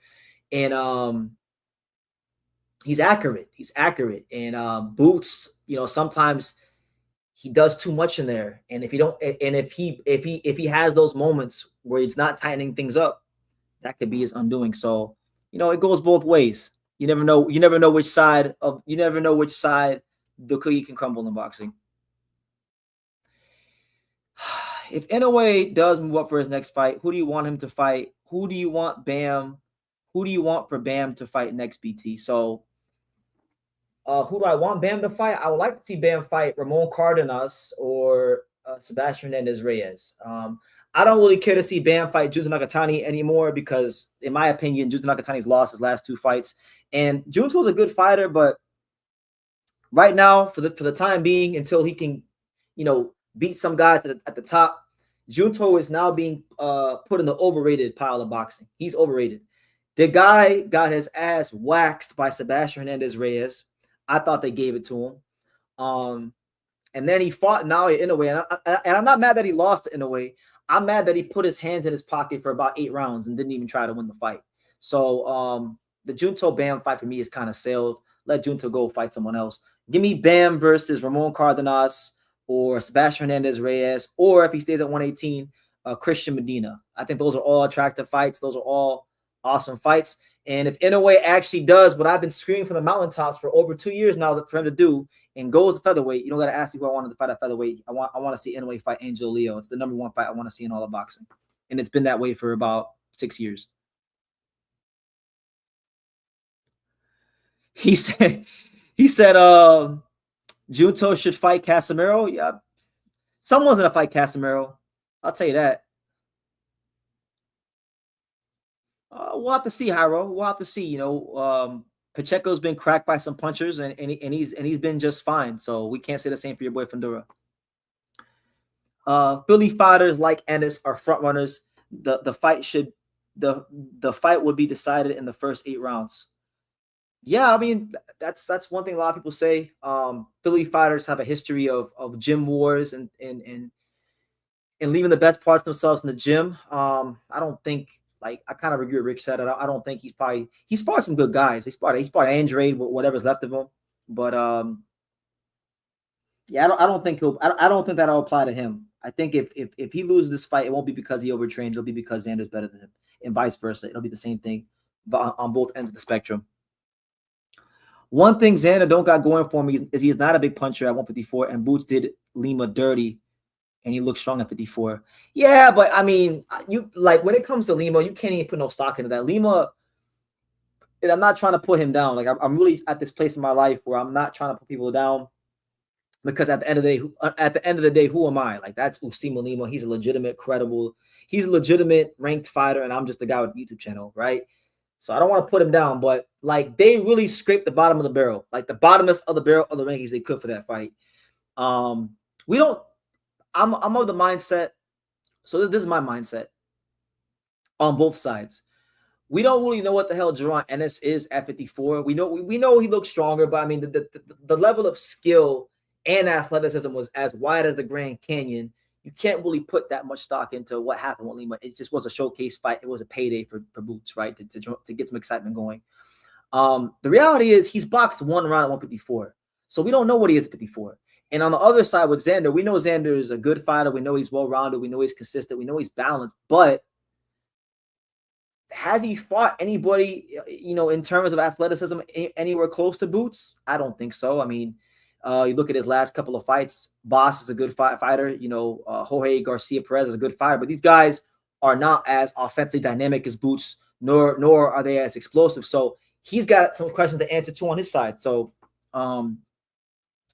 if a fighter isn't an elite world-class puncher, a lot of times you can make up for that with accuracy. If you're good at setting up your shots and being accurate, that can make up for maybe not being a creme de la creme top shelf puncher.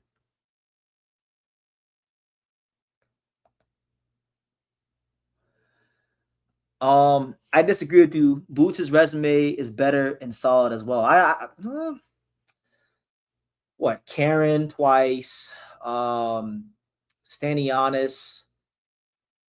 Delorme, Steele Clayton. I don't know. I feel like it's pretty close. I'd probably lean towards Xander's resume, but I mean, there's not much in it. Like, see, the funny thing with Xander's resume is he beat Jorge Garcia Perez to win his first world title, and people always discredit that win. But the guy that he was supposed to fight, if he would have did his job, was Charles Conwell. But Charles Conwell lost to Jorge Garcia Perez. And I remember Charles Conwell was getting a lot of push, and a lot of people, myself included, were talking about Charles Conwell potentially being the dark horse of the 154 division. I feel like if Xander would have had a chance to fight Charles Conwell, and if he would have beat Charles Conwell, I feel like his resume would look a bit different, but that's just me.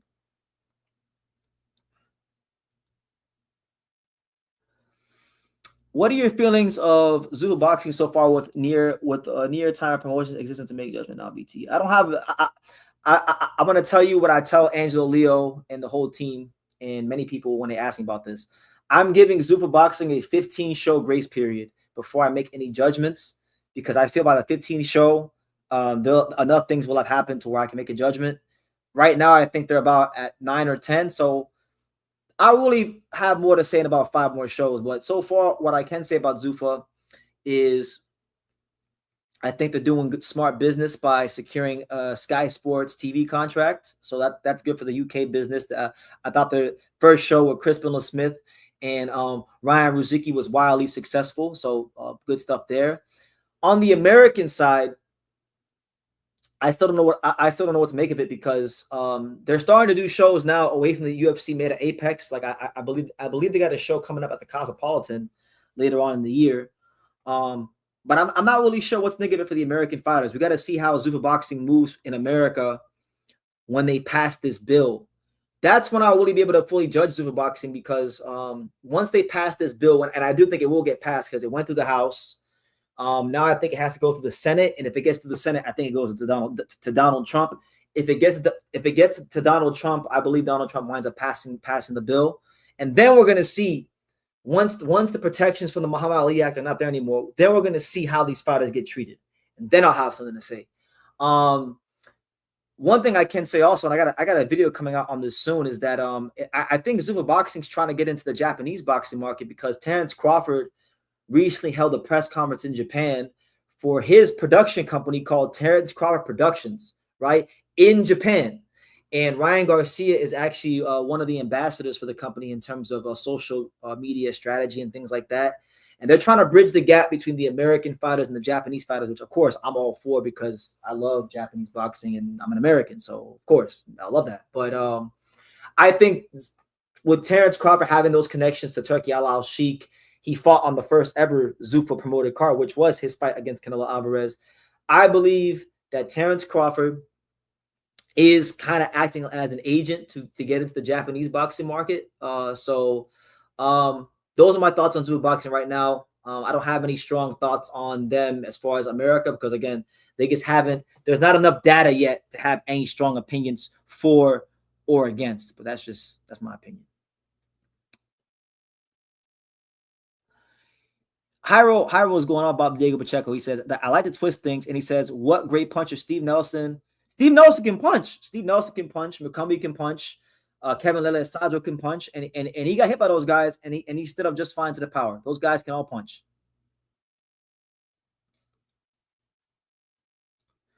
Oh, it's this week. Yeah, okay. Thank you, Hyro. It's this week, so thank you for the reminder. He says, "Dang, nobody's talking about Rao versus De Los Santos. That might be better than Zayas versus Boots. That would be." I'll tell you this. I was actually at the first fight because they fought on the undercard of Andy Ruiz Jr. versus Luis Ortiz, and it was a really fun fight. That was actually the fight that really broke Edwin De Los Santos out to the world. That was the fight that really put his name, all the way on the map. So it could be, Rao's got more experience. Edwin's a bit more longer in the tooth now. So we'll see how it goes. I mean, I haven't thought too deeply about it because I'm really, when you guys talk to me about boxing these days, my mind's only on a couple things. So right now, my mind is on Boots versus Xander because I'm going to that fight. My mind's on Mosley Thomas versus Phil Hrgovic in the UK because I booked my flight to the UK. I will be going to the UK for the first time since 2019 for that fight. I'm thinking about that fight. I'm thinking about the next Angelo Leo training camp. I'm thinking about Yugo Osaki. I'm thinking about just all kinds of things. But like that's a fight that just kind of been overlooked for me. Not to say that it's not a good fight. It is a good fight. It's a very good fight, actually. And if it's anything like the first fight, then the boxing fans are in for a treat. Edwin De Los Santos is 26. Is he? I felt like he's older. He's not 26. Is he really 26? I gotta check that one, man. I'm not sure if I believe that. He's 26 years old. He's 26 years old. He was born in 99. Shit, I'm older than Edwin De Los Santos. So what am I talking about? I feel like he's older than he actually is. I don't know why I feel like he's older than he actually is, but for some reason he just looks like he's in his 30s. The Falling Star says, my biggest fear for boxing is if Zuffa Boxing get the way a boxing fight like Inoue and Junto in the Tokyo Dome will never happen if Zuffa Boxing existed 10 years ago because of the lower weight money. Well, I mean, I'm glad that the event got to happen. A lot of people that I know went to Japan for the first time and then got to enjoy the Inoue Nakatani fight. But Inoue Nakatani was not a good fight. I didn't enjoy that fight. I thought it was a very lackluster fight. Yeah, you could say it was a cool chess match, but I hear what you're saying. It was a big event, 55,000 plus. Those things don't happen, particularly in Japan, if Zuffa exists. So, yeah, we got to wait and see. I think, I don't know. I have mixed feelings about the Japanese boxing market because obviously they have their way, their culture with Mr. Honda that they do things, and it's been wildly successful for many years. But it's not perfect. Nothing's perfect, and everything can always be improved. And one thing that I learned from my travels to Japan, talking to people from the Kameda side and the Mr. Honda side, is that the Mr. Honda side doesn't like competition. It's not America. Like they don't like competition, So I don't know. From my American perspective, I like free market capitalism. I like competition in the marketplace, but I just know that in Japan it's different. So I don't know. He says Diego Pacheco is scared to fight elite pressure fighters. You make excuse for Pacheco. He ducked. He ducked. Yeah, I didn't say when. Hyro, when did you ever hear me say that he didn't duck the fight? You told me on the phone that he ducked the fight, and I agree with you. But it doesn't mean just because he ducked the fight, when he does eventually get to Hamza and Billy or them guys, but especially Hamza, when he gets to Hamza, it doesn't mean he's not going to beat Hamza, because he is going to beat Hamza on points. That's what I'm saying. Like, he has the aura, he has the appearance of somebody that is old, but he's 26. The man is younger than me by a whole presidential term and some change. So, a shout out to Edwin de Los Santos, Super Boxing.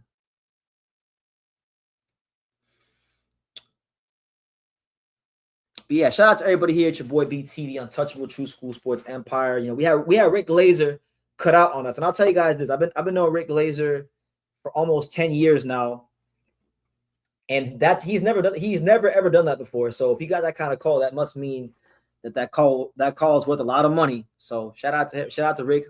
Go get your paper. He says, I feel deeply BT Hamza is gonna do Pacheco bad. Well, I don't blame you. Hamza's looked great in his recent fights, and Diego hasn't. But like, you look at Berlanga, you look at whoever the fuck that last guy he was that he fought to win the title. Them guys, they don't know how to box on the outside like a Pacheco. Pacheco fights very well off that 79-inch reach, that 6'4" frame. I just think he needs to maybe find his identity a bit more in the ring, and that's why he's not fighting those guys right now. And you could say he ducked them, that's fine, and that's fair, and that's the truth. But I just think when he fights Hamza Shiraz ain't gonna be fighting in these big bursts and being all explosive and whatnot. Nah, man. Pacheco gonna have with his frame and the way he likes to fight. Pacheco's gonna fight within himself, slow the pace down, and Hamza's gonna get outboxed. I'll tell you that right now.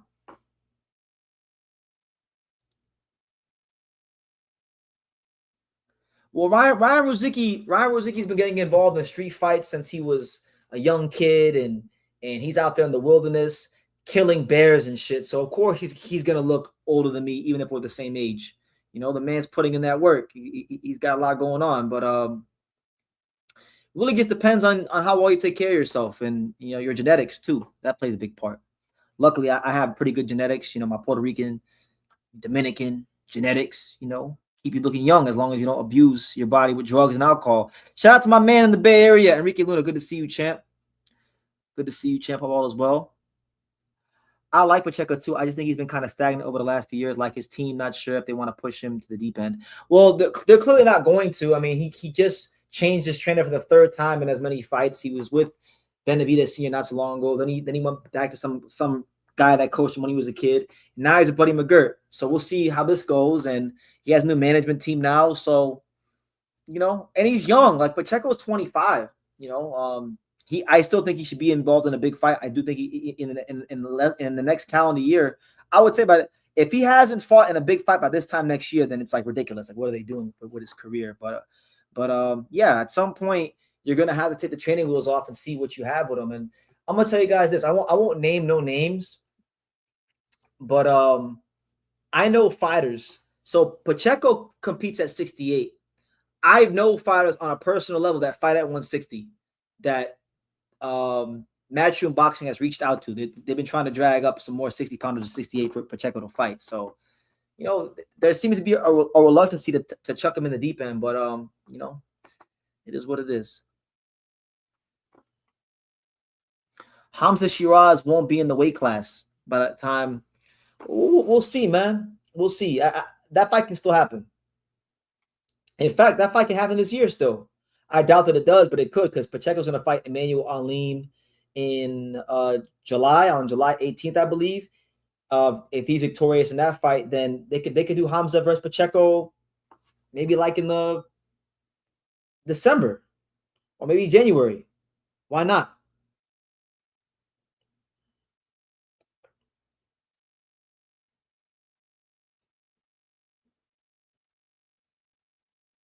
By the way, I want to ask the chat, like, Is anybody gonna be in New York City for the Boots versus Xander fight? If so, let me know in the chat. I'll be out there in New York City. I'm really excited about it. Hamza is fighting Jacob Bank. You're wrong. He got his mandatory. Well, then then this is what it is. Then I guess it won't happen. Do I think Gervonta Davis ever comes back?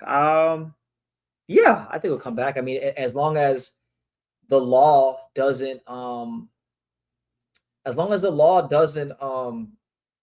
get in the way of that, I don't see why he wouldn't. We all know that when it comes to Gervonta Davis, he's a guy that doesn't really do social media, and he doesn't start causing a ruckus on social media unless he has a fight being worked on. So whether it's Tank or whether it's Shakur or Devin, I think he's gonna fight at some point. I think if I gotta take a guess on who I think he'll fight, I think he actually winds up fighting Isaac Cruz, because there's been reports about Isaac Cruz fighting Gary Anton Russell, and I just can't see it. Like, I know they're both PBC, and I would like to see the fight because I feel like Gary Anton Russell has earned himself a big fight. But Pitbull Cruz is a guy that's managed by Sean Gibbons, and Gary Anton Russell isn't no massive name, and they've been marinating this Tank rematch for like 5 years, and that's a big money fight. Pitbull Cruz has grown his profile exponentially since the Tank fight back in 2021. He's a guy that has become champion, right? So it's a much bigger fight now.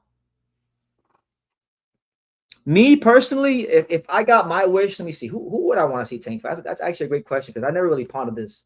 Because I'll be honest with you, I know Shakur and Devin is probably what you would expect. But nah, those fights have been talked about for so many years that, like, I really don't give a fuck about those fights like that. Like, I'll cover the fights, I'll go to the fights, but I don't really care about those fights. Who would I really want to see Tank fight? Let me see. Who would I want to see Tank fight? If we're talking about politics aside, see, all the guys that I want to see Tank fight are all PBC, or B, they're not big enough names. The thing, but that's apparently not happening. Or Tank fight Alan Chavez, the Argentinian that just got that big knockout. I think they'd make for a great fight. If not him, then I would like to see Tank fight. I want to see Tank fight Andy Hiroka. Why not? Andy Hiroka. We'll go with Andy Hiroka. So I'll say Andy Hiroka. I'll say Alan Chavez, and give me Abdullah Mason. Those 3 fights. I like those 3 fights. Now, none of those fights are ever going to happen. I know this. But if you're asking who I want to see him fight, that's who I want to see him fight. I don't care about Devin Haney fighting him. I don't care about Shakur fighting him. I've talked about it enough over the years. And plus, Shakur is going to beat Tank anyway.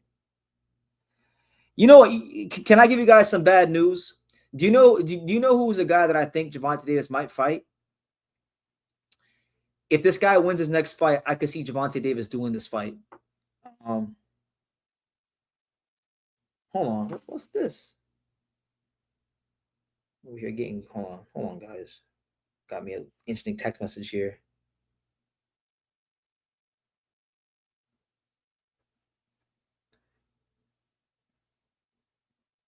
Okay. Anyway, if Stephen Fulton is fighting Liam Wilson on the undercard of Errol Spence versus Tim Tszyu in Australia, July 25th. If Stephen Fulton beats Liam Wilson, do not be surprised if Gervonta Davis fights Stephen Fulton. And I'm gonna tell you guys why, because I just seen this now. I was just looking at the rankings right now, and I can't believe what my eyes are seeing. Look at this shit. Go to screen share. Make sure you hit the like button. Look at this. So these are the, where is it? Look, so I just seen it. So look, these are the 135-pound rankings, right? Now look, so we know Tank has the WBA title, right? And Stephen Fulton is not ranked in the WBA 135 rankings, right? But what I have noticed is that Stephen Fulton is ranked number 8 in the IBF rankings, which means and which signifies to me that if Stephen Fulton um if Stephen Fulton is ranked in the IBF rankings, it means that there's been some talks about him going to 135 behind closed doors. That's why he's right there at 135. And one thing I also know about the WBA is that if you've held a WBA world title in the lower weight class, it is very easy for you to get ranking position, which, by the way, Stephen Fulton has. He was WBA champion at 122 pounds, right? So that being said, if PBC wants to make Tank versus Stephen Fulton, and I have it on good authority that a lot of the PBC representatives, they're tired of Stephen Fulton and how he is. That's why his ass got put on the prelims when he fought on the Berlanga Canelo card. Don't be surprised if one day we look at these WBA rankings and you see Stephen Fulton pop up in the top 15. And look at this shit. Gary Russell Jr. Well, I didn't even see this. They just snuck Gary Russell Jr. in the top 15 of the WBA. And he fought last year on the undercard of Barrios Pacquiao, but come on, man. Like, what are we doing? So I'm going to tell y'all like this. Don't be surprised if we get Tank versus Stephen Fulton and or Gary Russell Jr. That seems very on brand with how they match Tank. Just being honest. Hyro says, what about Tank versus Raymond Ford, BT? Why not? I feel like Ford would definitely fight Tank, and Tank has had some words with Raymond Ford in the past. Why not? I know you for some reason you have the hard on for that fight, Tyro. You've been talking crazy about that fight. Yeah, but Gary Russell Jr. Now that I'm talking about it, now that I'm really fleshing this opinion out loud to you guys, you know what? That's his next fight. Gervonta, I can already see the promotion in my head. Gervonta Davis. I can already see Brian Custer. The Last Stand podcast with Brian Custer. Gervonta Davis versus Gary Russell Jr. The battle for DMV supremacy. I feel like that's what it's going to be. You're going to see Tank versus Gary Russell Jr., his comeback fight. You're going to have Gary Russell Jr. talking crazy, Tank talking crazy. You know, Lamont Roach is probably going to be on Gary Russell Jr.'s side, so that's going to add to the promotion. That's what it's going to be. Yeah, Hyro. Gary Anton Russell coaching his big brother in the corner. All that's going to be in play. And shout out to my main man, Glenn Avery, Major Key Boxing. Good to see you. Good to see you, champ. Hope all is well. You know, I'm coming towards the end of this live. You know, funny enough, Rick Glaser is actually calling me right now, but I'm not going to call him back till this live is over. But shout out to Rick. We'll get back to Rick here in a second. After we hit the 2-hour mark, I told y'all I was going to give y'all 2 hours. I got 8 minutes left, so get your questions in. Hold on.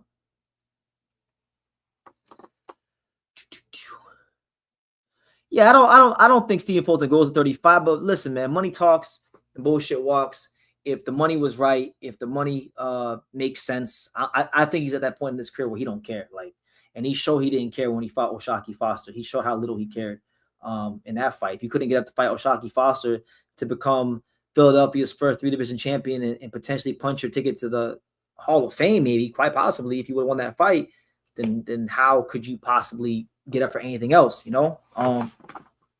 That's how I feel. That's what I think. But yeah, man, big fight this weekend, man. I love going to big fights. I was doing some research. I was going back in time and I was trying to see how many times I've been to New York City over the years. And this Zayas-Ennis versus Zayas fight is going to be my 8th time going to New York City. The first time I ever went to New York City was 10 years ago to go watch Terrence Carr versus Hank Lundy. So I've been going to New York now for 10 years. This will be my 8th trip there, and it's always a lovely occasion being in New York. And yeah, so Next Gen says, I take that back, BT. Fulton definitely called out Floyd Schofield a while ago, and maybe for that money he'll put it on. He will. I'm telling you right now. If he gets the call to fight Gervonta Davis, he's taking the fight. There's no way. There's no way. It's too much money. It's too much money. It's an in-house fight. Plus, it'll be on pay-per-view, so there'll probably be some back ends and some upside there for him. He's going to take that fight 1,000%. No ifs, ands, or buts about it. What can you do in New York? All kinds of stuff, man. What can't you do in New York?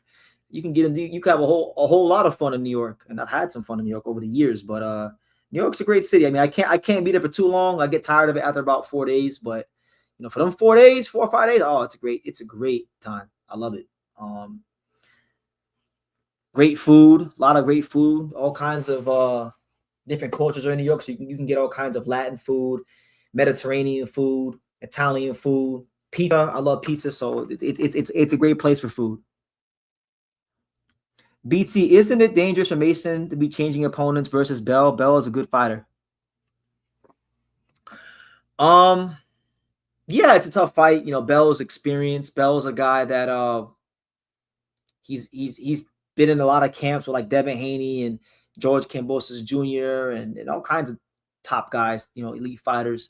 But yeah, it's a dangerous fight because our Bell, see, not only is he a good fighter, but he's a pissed off and hungry fighter. This is a guy that like he's not, gonna get his shot because there's not a lot of money behind him. He's doesn't have a promoter. He's independent, so it is a dangerous fight. And they're in Ohio. They're in Ohio, so there's gonna be that pride. It's Cleveland. I believe Arabelle's from Toledo, so you're talking about local rivalry. Cleveland versus Toledo on the home soil. A chance to become a world champion, and he's really long. He's really long, so he can make things real uncomfortable and awkward there for Mason. So I think it's a tough.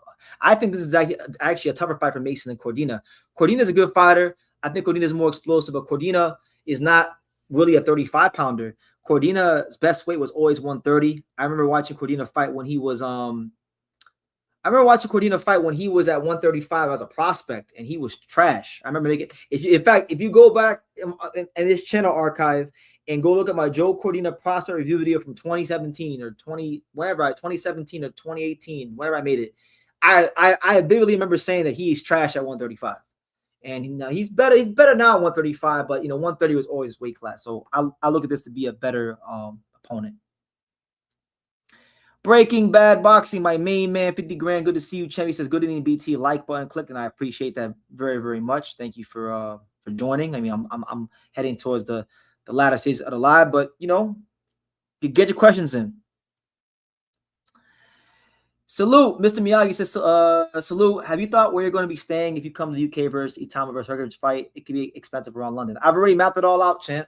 Do you really think me at this stage of my life, all these fights I've been to, and all the traveling I've done, do you really think I would go to the UK if I didn't have a plan or somewhere that I could stay? I'm not going to tell you where I'm staying, but I have a place already picked out in London, and it's good value for money. And so I'm excited. I'm excited to be in London. It's my first time going to the UK in 7 years. I went in 2019, but it was a very poorly planned trip. I didn't get to do as much as I'm going to do this time around. And I've made a lot of friends in the UK over the years, so there's a lot of great people I want to go see while I'm out there. And who knows how long I'll be out there? Who knows where this boxing journey takes us?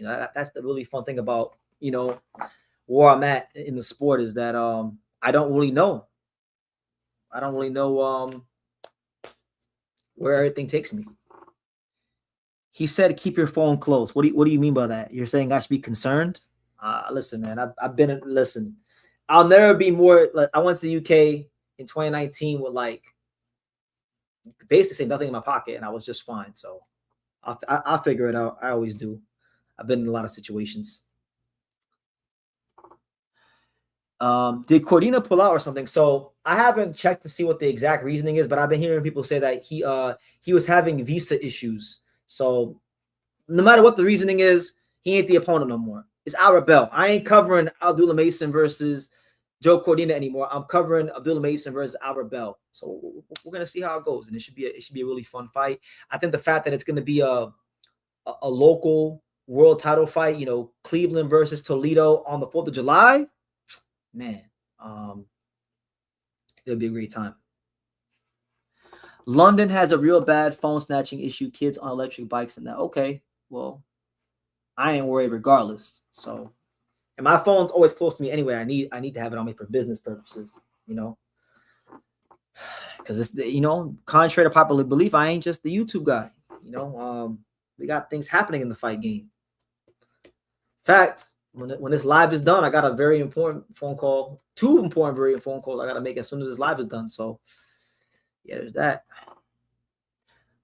But guys, look, on that note, I think I'm gonna wrap it up and put the finishing touches on the live because we're about to hit the 2-hour mark. So first and foremost, let me say shout out to everybody who joined the live and asked Rick Glaser questions. Thank you, Rick Glaser, for coming on and definitely making his presence felt here on the channel as he always does when he comes on. And yeah, I will be in New York City for the Xander Zayas Ennis fight. So stay tuned for all content on that. I will be at the press conference on Thursday. I'll be at the weigh-in on Friday. I'll be at the fight on Saturday. So it should be a great week. Sean Tatel is going to be in the building. The whole boxing world is going to be in the building for this fight. It's the fight of the summer. So I'm sure I'll have a lot of great, interesting content for you guys. The following weekend, I'm going to be in Cleveland for what is now Abdullah Mason versus Albert Bell. And then after that, who knows where this boxing journey takes us. So that being said, you guys take care. God bless. And I will see you on the next live.